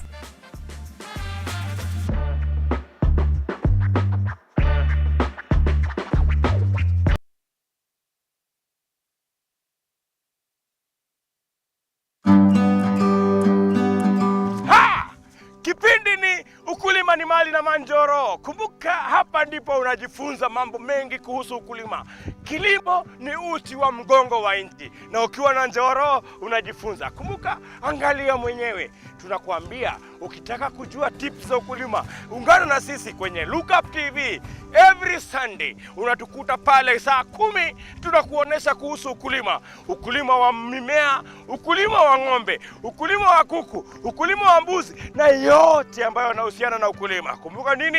Kipindi ni ukulima ni mali.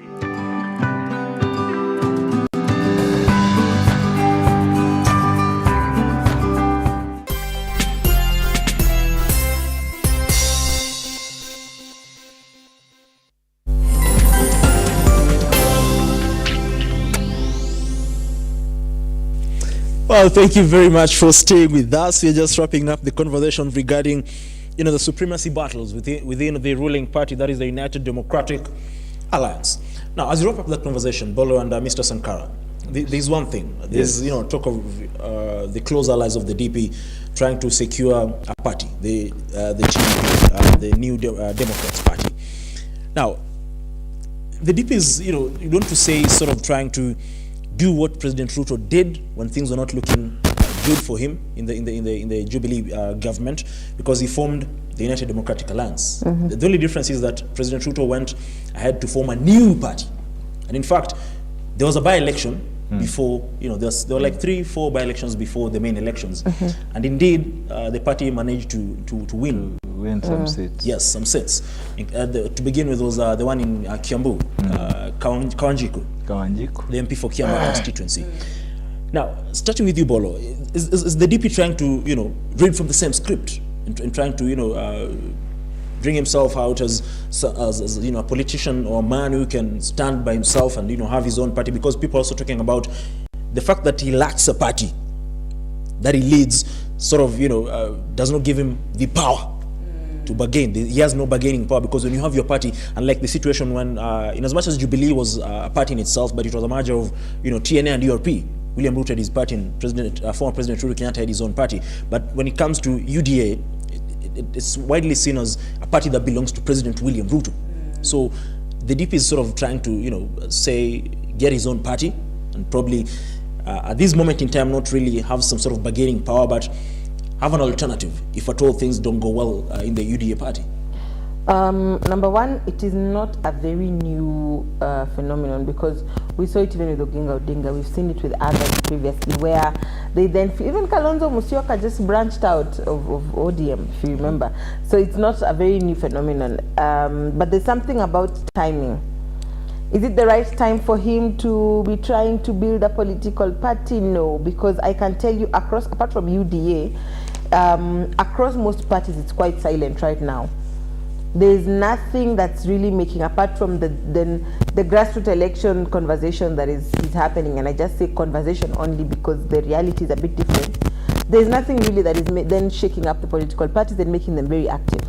So it might not be the best time for him to begin to publicly or outrightly popularize it. He can do smaller grassroots conversations that will not really bring a lot of attention to that particular party, so that then by the time he is bringing it out, it has already gained some, the roots have become a bit firm, it's got representation, and it's got, the people have been able to feel it across the country. Again, still on timing, you know, for the deputy president, the former deputy president who's now our current president, he had a lot of factors that are favoring him. Number one, he had successfully completed the first term. This was happening in his second term. But for the current deputy president, he has barely done half of his first term. He has not even crossed the half mark of his first term. And so, as an ordinary citizen, I would be asking myself, if this man is unable to persevere, what makes me think that if he becomes president, or if he has a political party, he is going to be able to change tact and persevere throughout? What if one day he wakes up and decides, we are closing all our borders because he has been aggrieved by someone, no one is coming in or leaving the country, no goods are coming in, or, you know, these are some of the tell signs that, and the red flags that Kenyans are also looking out for. In terms of political parties, first of all, I am still of the opinion that we've got too many political parties. I stand corrected, but I know there are over 89 if we include the recent, the newly opened ones.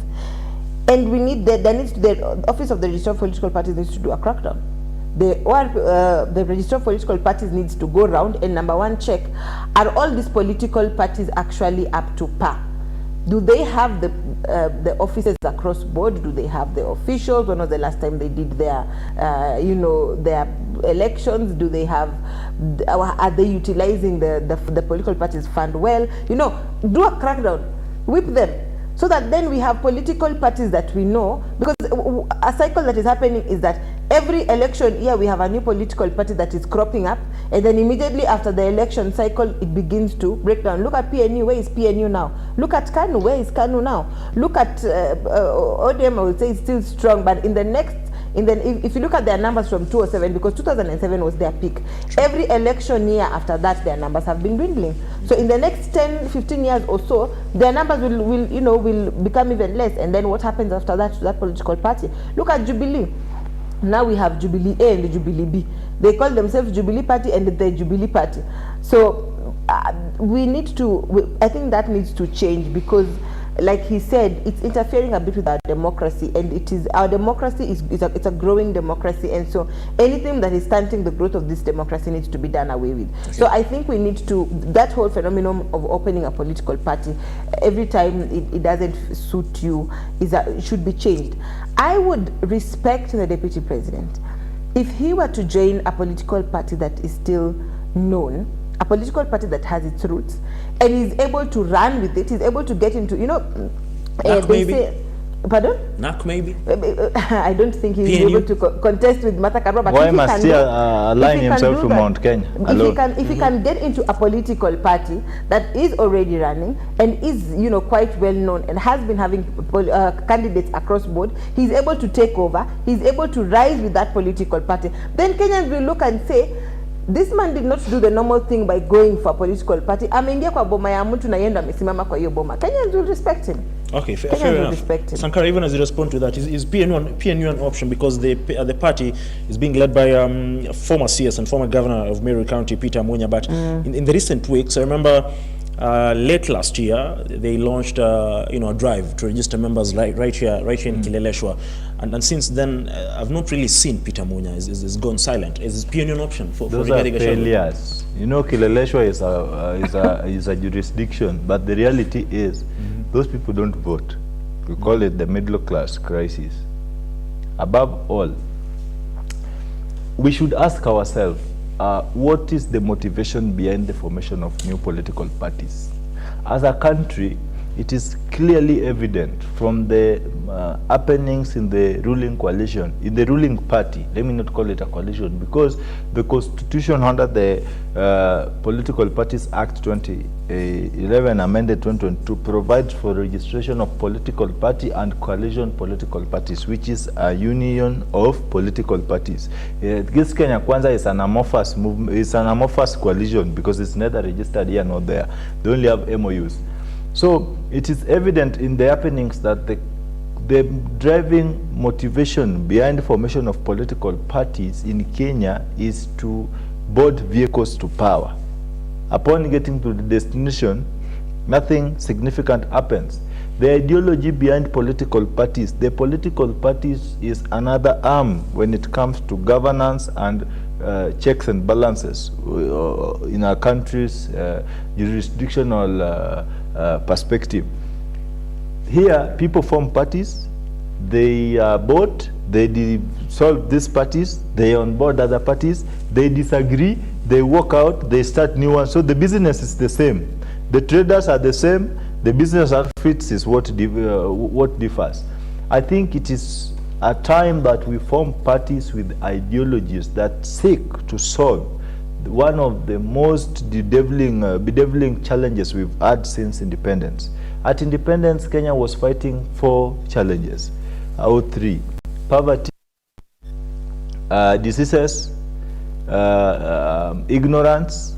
Unfortunately, the formation of some of these political parties have been coupled with ignorance and poverty.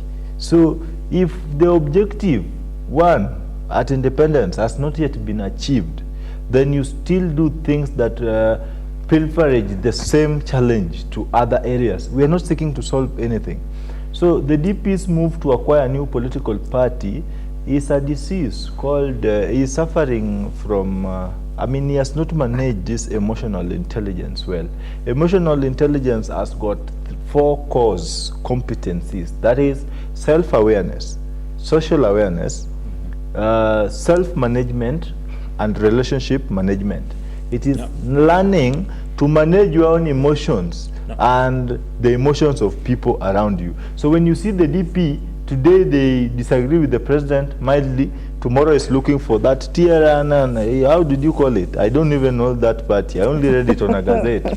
He's going for things that even newborn babies like my son Thomas Sankara do not know. He should go for, the DP must be a man enough. We want to change politics of this country. I want to see the DP resigning from UDA, saying I'm no longer going to be the deputy president because you people are frustrating me. Let us meet on the ballot. I'm joining ODM. I'm joining those other parties. I'm going to run against you in 2027. Let me tell you, Ian, politics will be interestingly interesting. Things shall have changed. Everyone will love politics. There will be no political citizen. Everyone would want to manage, to participate in the entire framework of politics. Because imagine a DP playing victim politics, resigning from his party, resigning from his position as a DP, going and joining opposition party, definitely will be given a slot, then they run. I'm telling you, even the president will be afraid man. That is not a normal political matrix. It will challenge him. But doing the same things and expecting different results, he will fail. The same ship is boarding will capsize.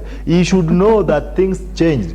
The president was dealing with a cool kid, Uhuru Kenyatta. But here, Rigathi Gachagua is trying to play the same manual with an hustler. It will screw him up. It will chew him up. I can tell you for a fact. Now, finally, I just want to get your sentiments because legislators from the Mount Kenya region, and I'll mention 2. One is Githunguri MP, Gathonio Mushomba, who has been, very, very vocal in terms of opposing some of the measures being taken by the Kenya Kwanza administration, and even Starehe MP, Amos Mwego. They've talked about how Mount Kenya should field a candidate in the 2027 general election. And there have been talks of, they are sort of, pressurizing Gachagua as well to declare interest. Now, where does this leave Gachagua? And if Gachagua does not vie, whether he will be picked as the running mate or not, or in the scenario that he's not picked as the running mate, if he runs or not, who is the other preferred candidate that would think, from where you guys sit, think probably can can confront the interest of Mount Kenya, because the legislators have been talking about, you know, the region lacking a proper leader, and they want a proper leader in the house of Gathoni Mushomba who can represent the community and even be on the ballot in 2027, as we wrap up that conversation finally. For Mount Kenya, that's a very difficult one. One, because I might be giving an outside eye, but I definitely think Gathoni Mushomba is not one that they should. I mean, when the finance bill started, all eyes were on her with the sentiments that she was giving, and this is someone who had been underestimated before. But I would also not underestimate Anne Maiguru. Remember when she was going for her first term as governor, it was everyone automatically said, look, people from Kirinyaga don't want someone who's been caught in a scandal, but she's having her second term. So I would not also underestimate her. I think it's a bit too early to tell, but they've got a lot of promising leaders. They do have Gathoni Mushomba. They have Ndindi Nyoro as well, actually, because not only has he been able to have, or rather acquire that national status, because Ndindi Nyoro is someone that across board, regardless of where you're coming from, go and ask someone in, you know, the deepest part of Coast, they know Ndindi Nyoro. He's someone who's been very familiar, but even in terms of his track record, both in legislative matters and both in the, you know, the development matters, he's someone whose track record speaks for himself, and he's someone who's also able to whip up the younger voters. We're talking about the young people and their votes, or rather the younger generation. So I think they have a lot of promising leaders. It's a bit too early to tell, but like I said, power is not given, it's taken. So whoever will be able to fight themselves, fight their way up, get the favor of people of Mount Kenya, and also get the support and backing of the former president, that is the person who is going to be their leader. Sankara? I don't think the current political atmosphere favors national leadership from Mount Kenya. That is the truth I would tell you. I know maybe someone would expect me to point at the characters in the name of Waiguru and the etc. I can tell you the political favor on the national cake do not favor Mount Kenya currently, but they recognize the participation of Mount Kenya as a contributor towards the building of the bloc, because currently we have the DP from Mount Kenya, the top leadership that I've mentioned. This is not to regionally segregate Mount Kenya, but when politics is discussed, I'm telling you, with this continued razzmatazz from the Kenya Kwanza leaders from Mount Kenya, they are potentially inciting the other communities against Mount Kenya. They are making other communities feel like Mount Kenya is so supreme and entitled, and it is a time to unite so that we can challenge their supremacy. And I don't think that is the best way to go, because Mount Kenya did not get into where it is today by a mere accident. They must have done something significant that preserved their superiority, or whatever it is, in that particular situation. However, with things, and as things evolve and politics evolve daily, new policies come in, new ideologies come in, and they influence the current status quo. As things stand today, going forward into 2027, Mount Kenya do not stand a chance at the top leadership of this country. If we were to change the political dynamics of this country, this time round it is going elsewhere. And if you are very keen, if you are a keen follower of politics, you can see the president's action and actions and utterances are geared towards achieving my pronouncements here, moving the power from Mount Kenya. Remember, to Mount Kenya and diluted the kingpinship thing. He went to Kirinyaga, installed Waiguru. He went to Kiambu, talked to Moses Kuria. He went to Meru, spoke to Kindiki. So no one is going to Mount Kenya with, I am your regional leader. They will tell you the CS Interior is our son, is from Meru. Are we going to listen to the son of Madeira or the son of Meru? Clearly, there is division. You go to Kirinyaga, you find Anne Waiguru. They're going to ask Nyeri people, are we going to speak through Kahiga or through Waiguru? She's our governor. So, with all this in place, the mountain is weakened. The mountain is divided. Then, the other communities are united, and that is where they miss it. Because, let me tell you, however many Mount Kenya can produce votes, that vote cannot beat the votes from these other 7 regions. Okay. It is too much. So they are not favored, but they will participate. Constitutionally, they are allowed to choose their leaders. They will even choose the governor. I will not move from Kisumu to come and vote Kaiga Mutai as their governor. I will not come from Kisumu to go and vote in Kiambu.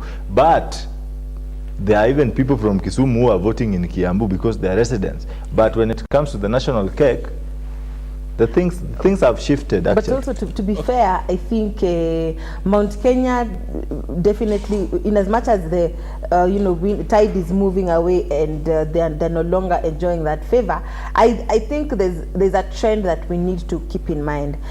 Borrowing from history, you would find that whenever all these other regions were united, you can never find that all regions are united under one leader.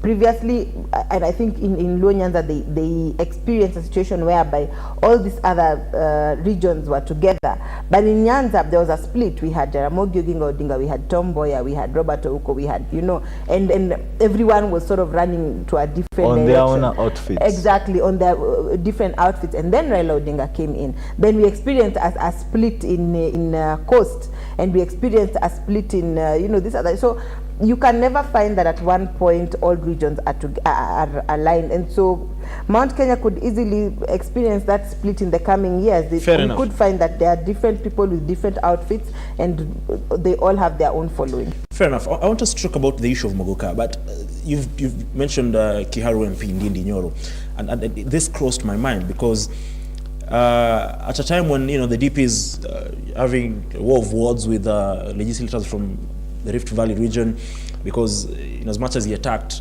indirectly attacked Kapseret MP Oscar Sudi, and Sudi responding, a section of leaders from the Rift Valley have called out Oscar Sudi, for example, the governor of Bomet, and they've called on the president to intervene. The former governor of Uasin Gishu County and the current senator Jackson Manago also called out Sudi, even Nandi Senator Samson Cherargei.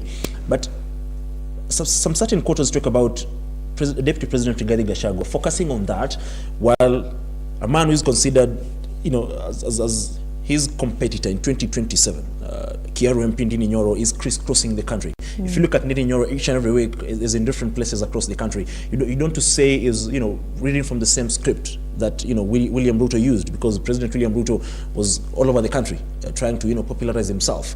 Now, is Ndindi Nyoro a key threat to Deputy President Rigathi Gachagua, and is he a man that President William Ruto can pick in 2027, or is President William Ruto going to look outside Mount Kenya region?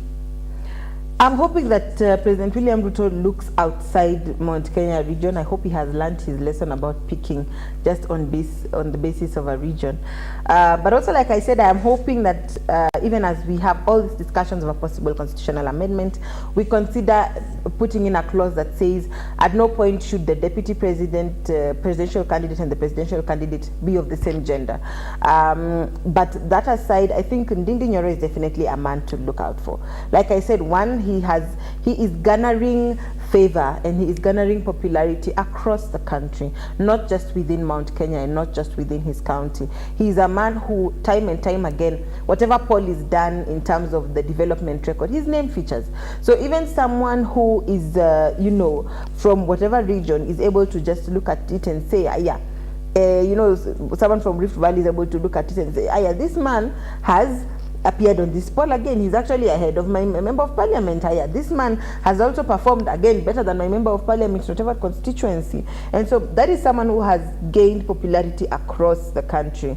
This is someone whose track development record is good. And I remember at some point someone said, Ndindi Nyoro might be all these things when he might have these public utterances, but when you go to the ground and see what he is doing, you will allow him to speak. You will allow him to say whatever it is he's saying, because at the back of his mind, at the end of the day, he remembers that these are the people who elected me, and so in as much as I'm playing national politics, I have to deliver for them.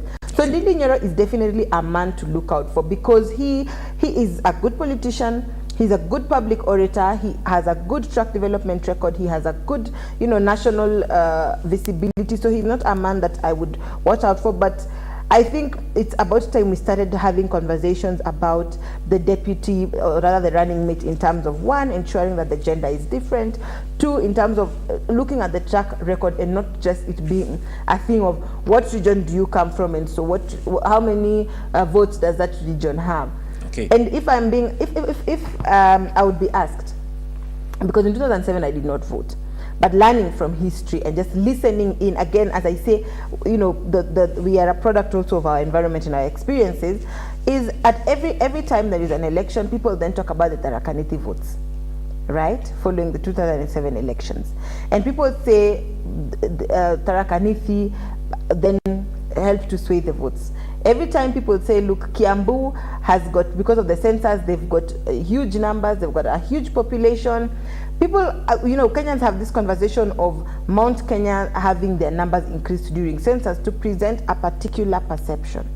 And so what that does to the ordinary citizen when they are listening to these conversations, and sometimes media also doesn't help by fueling some of those allegations, is that it gives Mount Kenya entitlement, a sense of entitlement, and it makes these other regions feel at the end of the day, we know Mount Kenya has to be prominent either as the presidential candidate or the deputy presidential candidate, because they bring in the votes, they bring in the numbers, when the reality might be very different. Okay, thank you very much. Mr. Sankara, is Ndini Nyoro a man Ruto should consider in 2027?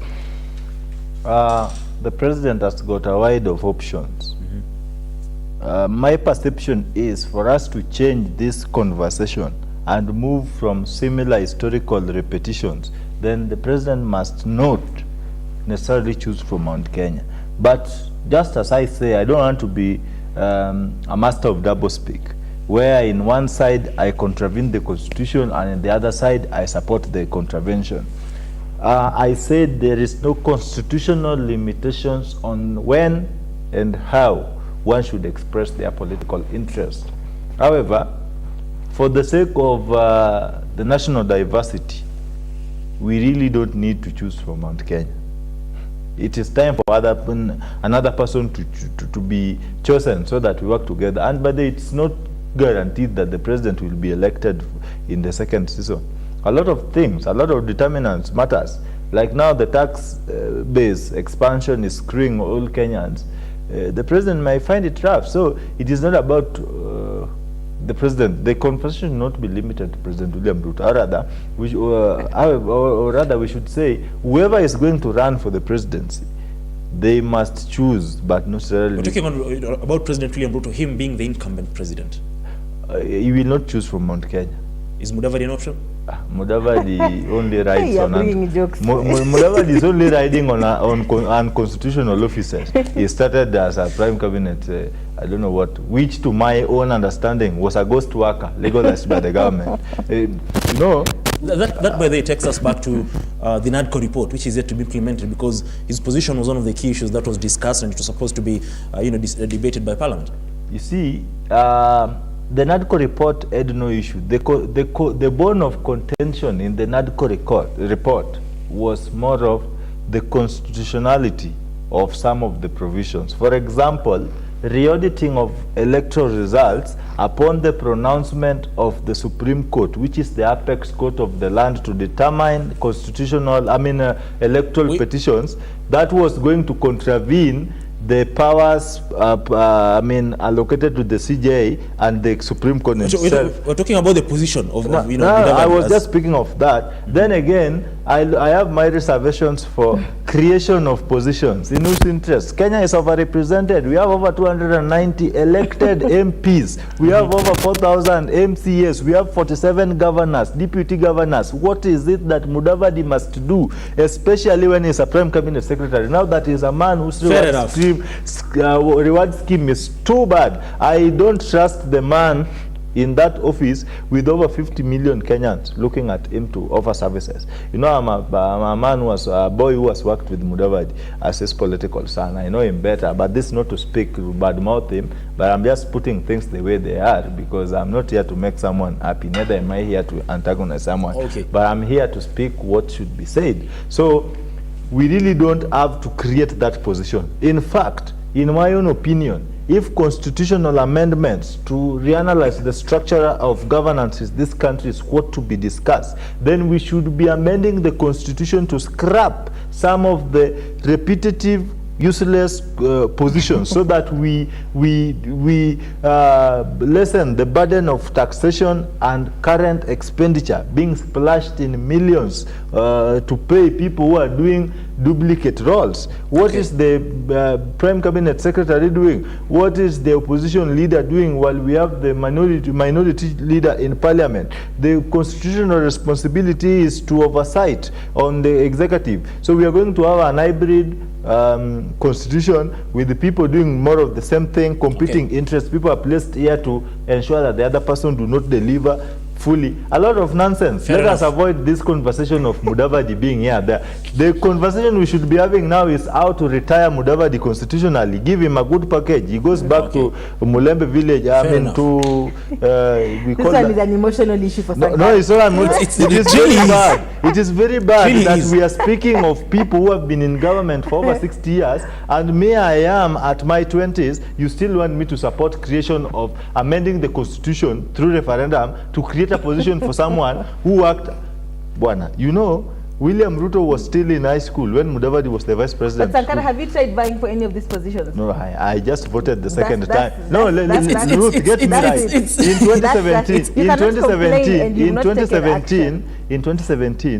In 2017, I was voting for the first time. Okay. Then 2022. I now actively participate in politics. 2027. I'm going to unseat. I'm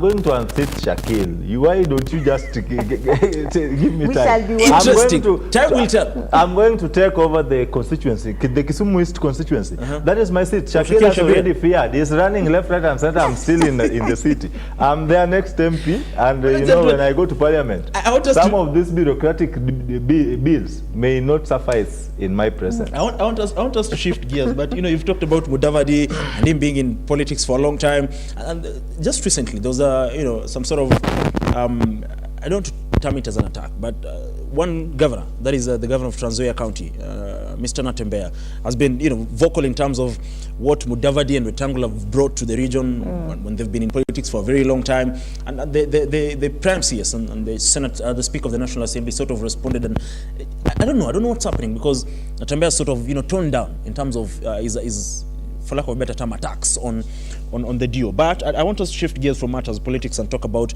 the issue of Mogoka and the ban and the High Court suspending it and the president intervening. But before we talk about it, let's just listen to how things look like at the moment. As the debate regarding the decision by Governors Abdul Swamad Sharif Nasser and Gideon Mung'aro to ban the transportation, distribution and use of Mogoka in their counties, a move that has forced President William Ruto to intervene. The High Court in Embu has temporarily suspended the ban. In a ruling on Tuesday, Justice Lucy Njuguna issued a restraining order to the counties from effecting the ban on Mogoka until July 8, 2024. Justice Njuguna ruled that the application will be served upon respondents within 7 days from Tuesday, with Mombasa County government being the first to announce the ban on the sale and distribution of the crop.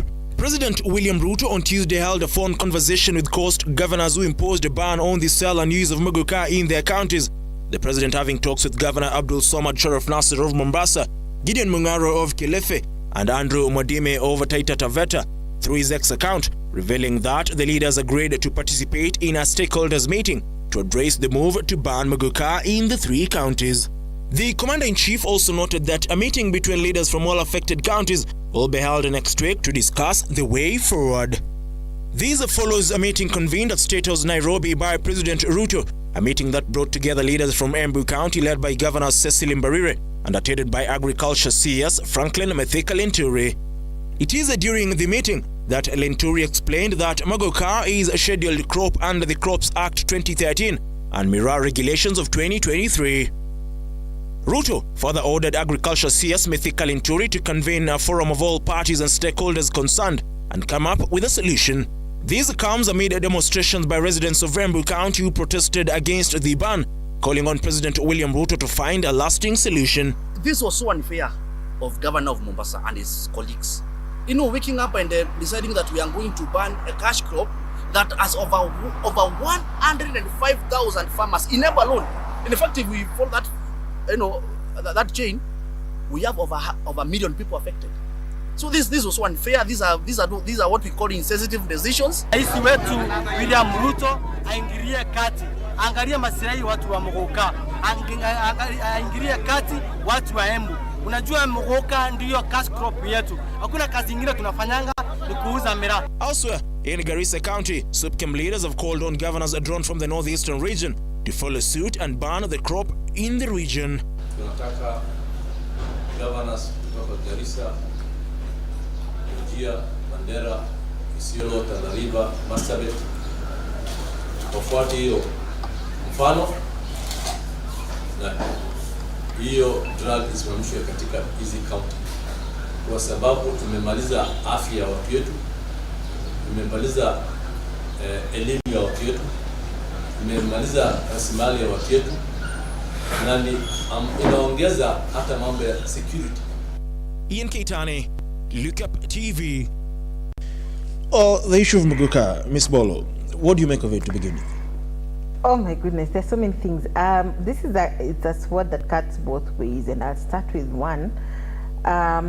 It is a good thing that the governors are protecting their counties and their residents, and that essentially is that's what devolution is about.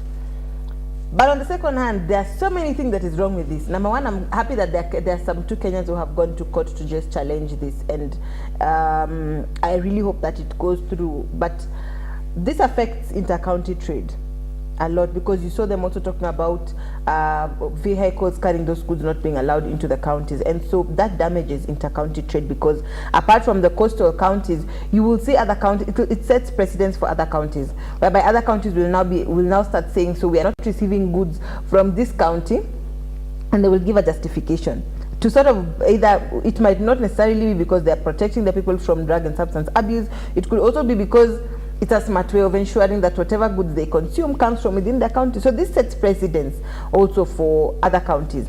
Another thing is, I saw one of the issues that they mentioned was that it is being abused and their young people are becoming idle, etc, etc.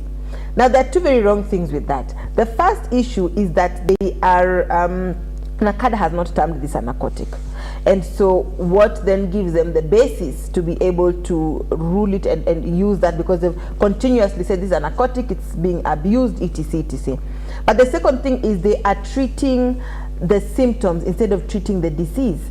They are treating the symptoms of a larger issue. The coastal region is not new to the drug and substance abuse that is happening there. But why can't they look at it in a different manner? Number one, they need to, there is a whole issue of reintegration of rehabilitated victims or rehabilitated persons back into the society, whereby you have been rehabilitated, you've stopped the drug and substance abuse, you've gone back into the community, your family stigmatizes you or your friends. You've gone back into the community, you're unable to get a job. Trust levels are down, so it gives room for a relapse. The second issue, I think the best way to regulate this is not by banning it. I want us to take a look at Changa. Every time there has been, the vicious war on Changa, where the policemen are going all out, and we're seeing it on media, they're pouring it, they're busting the dens, they're whatnot. There is an increase in the number of people who are going blind by taking Changa. For some reason or the other, anytime there's this vicious war against it, the incidence has increased. But every time that simmers down, then we don't hear of these cases. And so it's just like a child. The minute you tell a child, do not walk into that door, you will also ask yourself, what is in that door? Why am I being told not to go there? So I don't think the best way to regulate it is by banning it.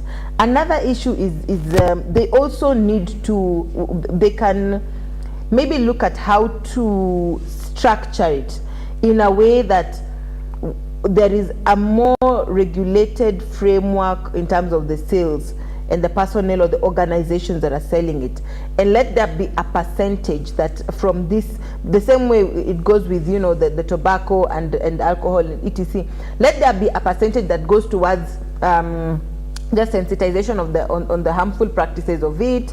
Let there be a community engagement, because this is more of a societal issue. Because look at Bang, look at it's accepted in Uganda, but they are not abusing it. So I think it's more of a societal issue, and unfortunately societal issues and ethical issues you cannot regulate them using the law. Let them also come up with social centers, so that a young person or whoever it is knows that at my free time I can go and play boxing at the county government center. I can go and do, I can go to the community library and read. I can go and watch soccer with. So I think there are other ways to go about it, but banning it I don't think is a very smart idea, and I do hope that those who have gone to challenge it in court actually get their way. Of course, the Embu High Court suspended that ban yesterday.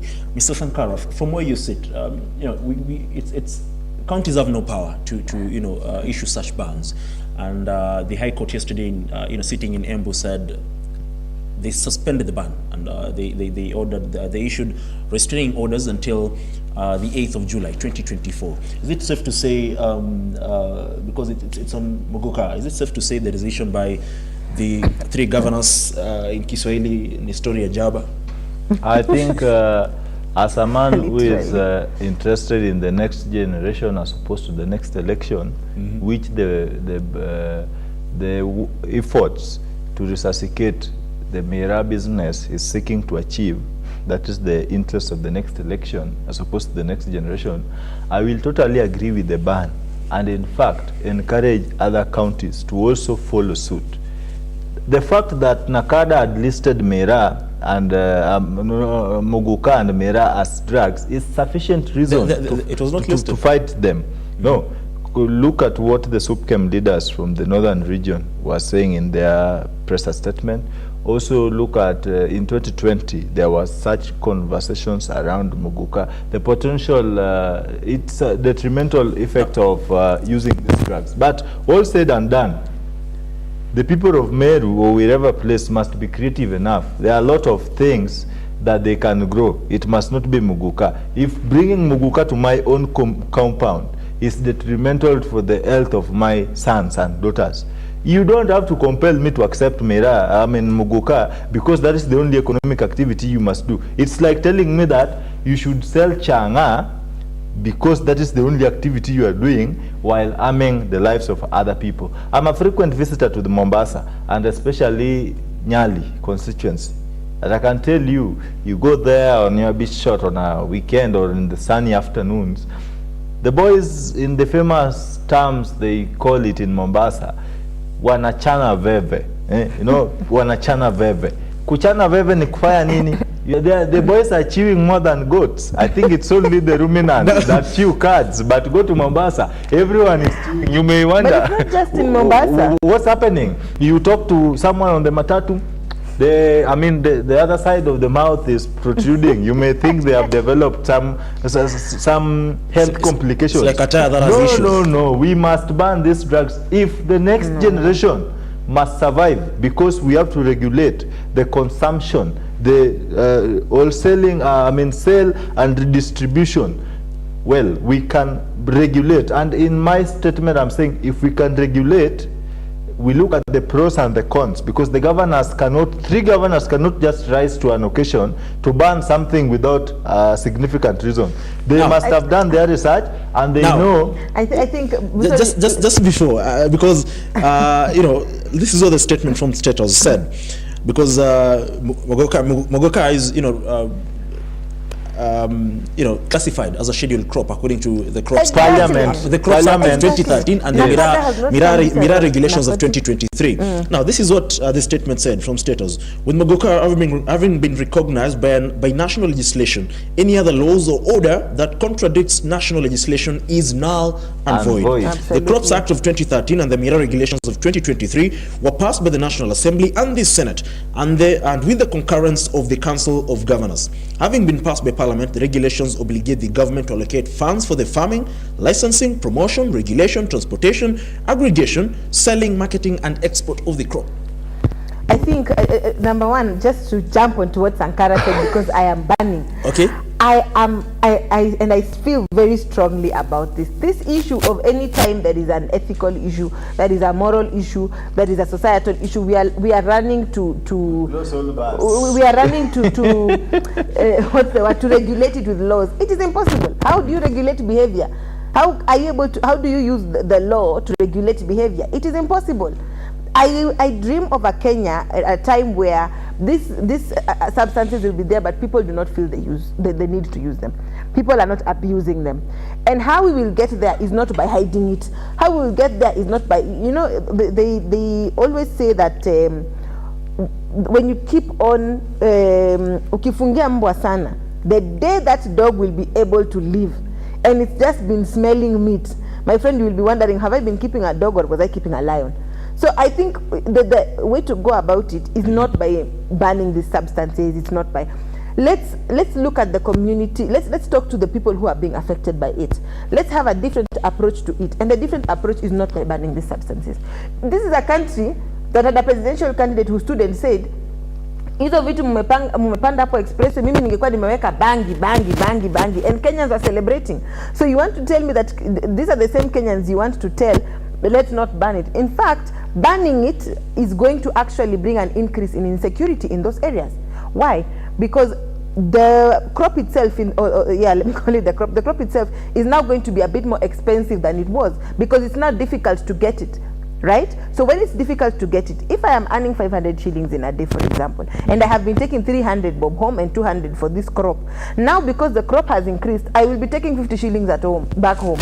So that not only brings an issue within the family setup, but if the money I have been having is unable to buy this crop, then that's when you see the young people getting into, theft, into small theft. That's when you see them getting into armed robbery. That's when, so it also brings an issue, rather an increase in insecurity levels. And so for me, I strongly say that banning it is not the way. Let us, one, regularize it. Let's regularize it. And two, let's go to the community. Let us look at the community issues, or rather the community solutions. And you can never use the law to regularize ethics and societal behavior. You cannot. I think for the first time, we are disagreeing fiercely with my all-time defense team, Ruth.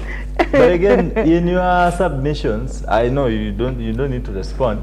It seems you are saying, well, let me use from the perspective of those governors. This thing is hurting our people, but because it's keeping them busy, let us just continue using it so that we reduce on crimes. They want to make it. They want to make it a rare item to acquire, so that people continue doing it. It's like saying someone is selling cocaine, but when I take cocaine, I'm going to be sober enough, going to be docile. Please, just preserve for its sake. We must introduce systems and methods of curbing this that's why I talked about the rehabilitation centers. And I was just, the next statement I was to make is, let me agree with you that we need to regulate this by listening from the consumers versus the producers, because you cannot force your crop on people because on the basis that is the only cash crop you can produce. That is wrong. If it is affecting them, because the argument from the Mogoka farmers is that we have over 1.something million farmers, this is what we've been selling. Okay, so what? If you have been selling something that is wrong to my son, so should I accept because you are selling? You should tell me that instead of you banning it, let us regulate, let us make it this and that way, and also expose, just as Ruth said, if you happen to be in an African family setup, then you don't discuss sexual reproductive health with the girl child. You consider it as something backward. The day that girl will step out of your confines, she will come home pregnant, because she's testing out things that you've been concealing from her. So in other words, let us tell the people the pros and cons of using the Mogoka. Whether it is a cash crop or not, let us have a framework in which the interest of the counties, the coastal region, is gonna be felt respected, while also promoting the regulation, sale, distribution, and etc. of Mogoka. Should we be looking for a win-win situation? Because on one hand, the three governors, for example, are trying to help their constituents, the residents of the counties they're representing in terms of addiction to all this and it affecting the residents. But on the other hand, really, the residents of Embu and Meru are also talking about them fending for their families through the farming and sale of Iraq. And that's why I'm saying the interest here, we are talking from, and that's why I said the consumer interest protection versus the producer interest protection, because we cannot really rely on what the Embu farmers are saying. They are speaking as producers. If I'm selling changa today, any conversation that seeks to limit distribution and consumption of changa in my own side becomes invalid. But again, we must also listen to it. What is it that these coastal governors are putting against Mogoka that we should consider it being regulated? You cannot take something that is spoiling the lifestyle of somebody just because that is what you can produce. If it is an economic activity for the people of Embu, then you are trying to say that everyone can peddle drugs in this country because that's the business. Not a drug. It's not a drug. I'm not saying, I'm just saying, it's not a drug. I'm not saying you're equating it to a drug. I'm not equating it to drug, but again, you're equating it to a drug. Well, but you see, Sankara, if the detrimental effects are equivalent to what if it's us, it has not been scientifically proven. But and that's what if the governors do the governors have anything to substantiate? I think what the governors are doing, Sankara, is your house has caught fire, but instead of you trying to ensure that you bring down the fire, you are saving the bread. You have gone to save bread instead of ensuring that the whole house doesn't catch fire, because there are more burning issues in matters drug and substance abuse in the coastal region that they should be looking out for. They should be looking out for the tourists who bring some of these substances. They should be looking at the ports. So they're looking at the wrong areas, and they're focusing at completely different areas. They're focusing on the symptoms instead of focusing on the disease. The issue in the coastal region is not even brought about by Mogoka. And so it's unfortunate that the Mogoka farmers are suffering from an issue that they have not brought. But also, when we are talking about a win-win situation, or rather a win-win scenario, I am asking myself, and I want us to go back to our ancestors, because Kenya is also a very conservative and traditional nation. Society. Yes. These are things that our ancestors used to do. My grandpa did not use Mogoka. No. You cannot be sure. No, I can tell you. My grandpa, maybe your great Ongo of Chicago, did not use Mogoka. But that one I can tell you. A number of them they might not have had cocaine or whatever it was in those particular names, but they had their own ways of letting loose. They had their own ways of doing their things. You'd find that a lot of our ancestors probably had Mogoka, only that they had a different name for it. And so now that we are becoming a modern society, we want to say that the things that our ancestors are doing were wrong. Why is it that at that time this was not an issue? And that's why I'm saying the issue is not with the crop or the substance or whatever it is. It is a societal issue. So this thing of blaming Mogoka and ensuring that the Mogoka farmers are then collateral damage, I think it is the wrong way to look at it. The coastal governors need to, number one, treat the symptoms and not the disease. Mogoka is something that has become a bit popular and has come to the limelight just the other day, especially in the coastal areas. It's always been there, but it is now that in every corner you turn, you will see it. And so let them deal with the issues, the actual drugs that are in the coastal region. Let them actually deal with the disease and not the symptoms. Let them go and ask themselves, look at the statistics and ask themselves, which is the drug that is most abused? Why is it most abused? How can we go about it? As the three counties that have been affected the most, what are some of the inter-county measures that we can do just to ensure that, and that's why I like is she called the second lady, or rather Pastor Dorcas? There is a program that she has of rehabilitating the boy child especially, and I talk about this program and I applaud her because I know people personally who've gone through this program and they have come out and they're doing very, very well. Let them sit down with her, let her tell them what she's doing different, and that way, even though the substance will be there, and my dream is to go back to where our ancestors were, that these things are there, we are not abusing them, we know they are there, we know how to use them, we know how to use whatever needs to be used for medicine, we know that this one you can only use it until a particular point, we know that this one has harmful effects, and so no matter whether or not it is there, we are not going to use it. Fair enough. Because of time, we're running out of time, and I really want to, get your opinions on one issue here. Now, today, South Africa is going to the polls, and we have ANC, which has been ruling the country ever since, the apartheid period, and it's according to opinion polls, ANC is looking at, probably losing its parliamentary majority for the first time in 30 years, because this is the most competitive election since the apartheid rule. Now, of course, they're facing opposition from one of their former guys, because Julius Malema did quit ANC. He was leading the youth league to form the EFF, the Economic Freedom Fighters movement. And if ANC fail to get 50%, then they might be forced to form a government with one of the smaller parties, in quotes, the likes of EFF. So from where you sit, starting with you, Bolo, and then Sankara, even as you give us your parting shot, because time is not really on our side, do you think Julius Selo Malema stands a chance? I think he stands a chance, but there's a factor that we are overlooking. There's a coalition that is being put together, led by IFP. It would be really interesting to see how they perform, because IFP hasn't been able to bring the smaller parties. They've brought together DA and all these other parties. So I'm quite excited to see how that plans out. And I know they were really looking at Kenya as a benchmark in terms of coalition politics, and they kept on asking, so how would you people go about it? What are the pros? What are the cons? How do you explain it to people such that when we go to the poll, they don't think that because it is a coalition, we are giving it to IFP, and we are forgetting to give, we are forgetting that in our regions we still need to vote for DA or SCDP or whatever party it is. And so I'm also interested to see how the coalition will perform. But I'm also excited, and I'm wishing Julius Malema all the best. In the last election, there was a question of Julius Malema has got all these ideas. He's a very robust opposition leader, but given the chance, is he going to be able to implement some of the things he was saying, or is he just hot air? So I think I'm quite interested to seeing how the polls stand out today. Yeah. Fair enough. Thank you very much. Sankara, what do you make of it?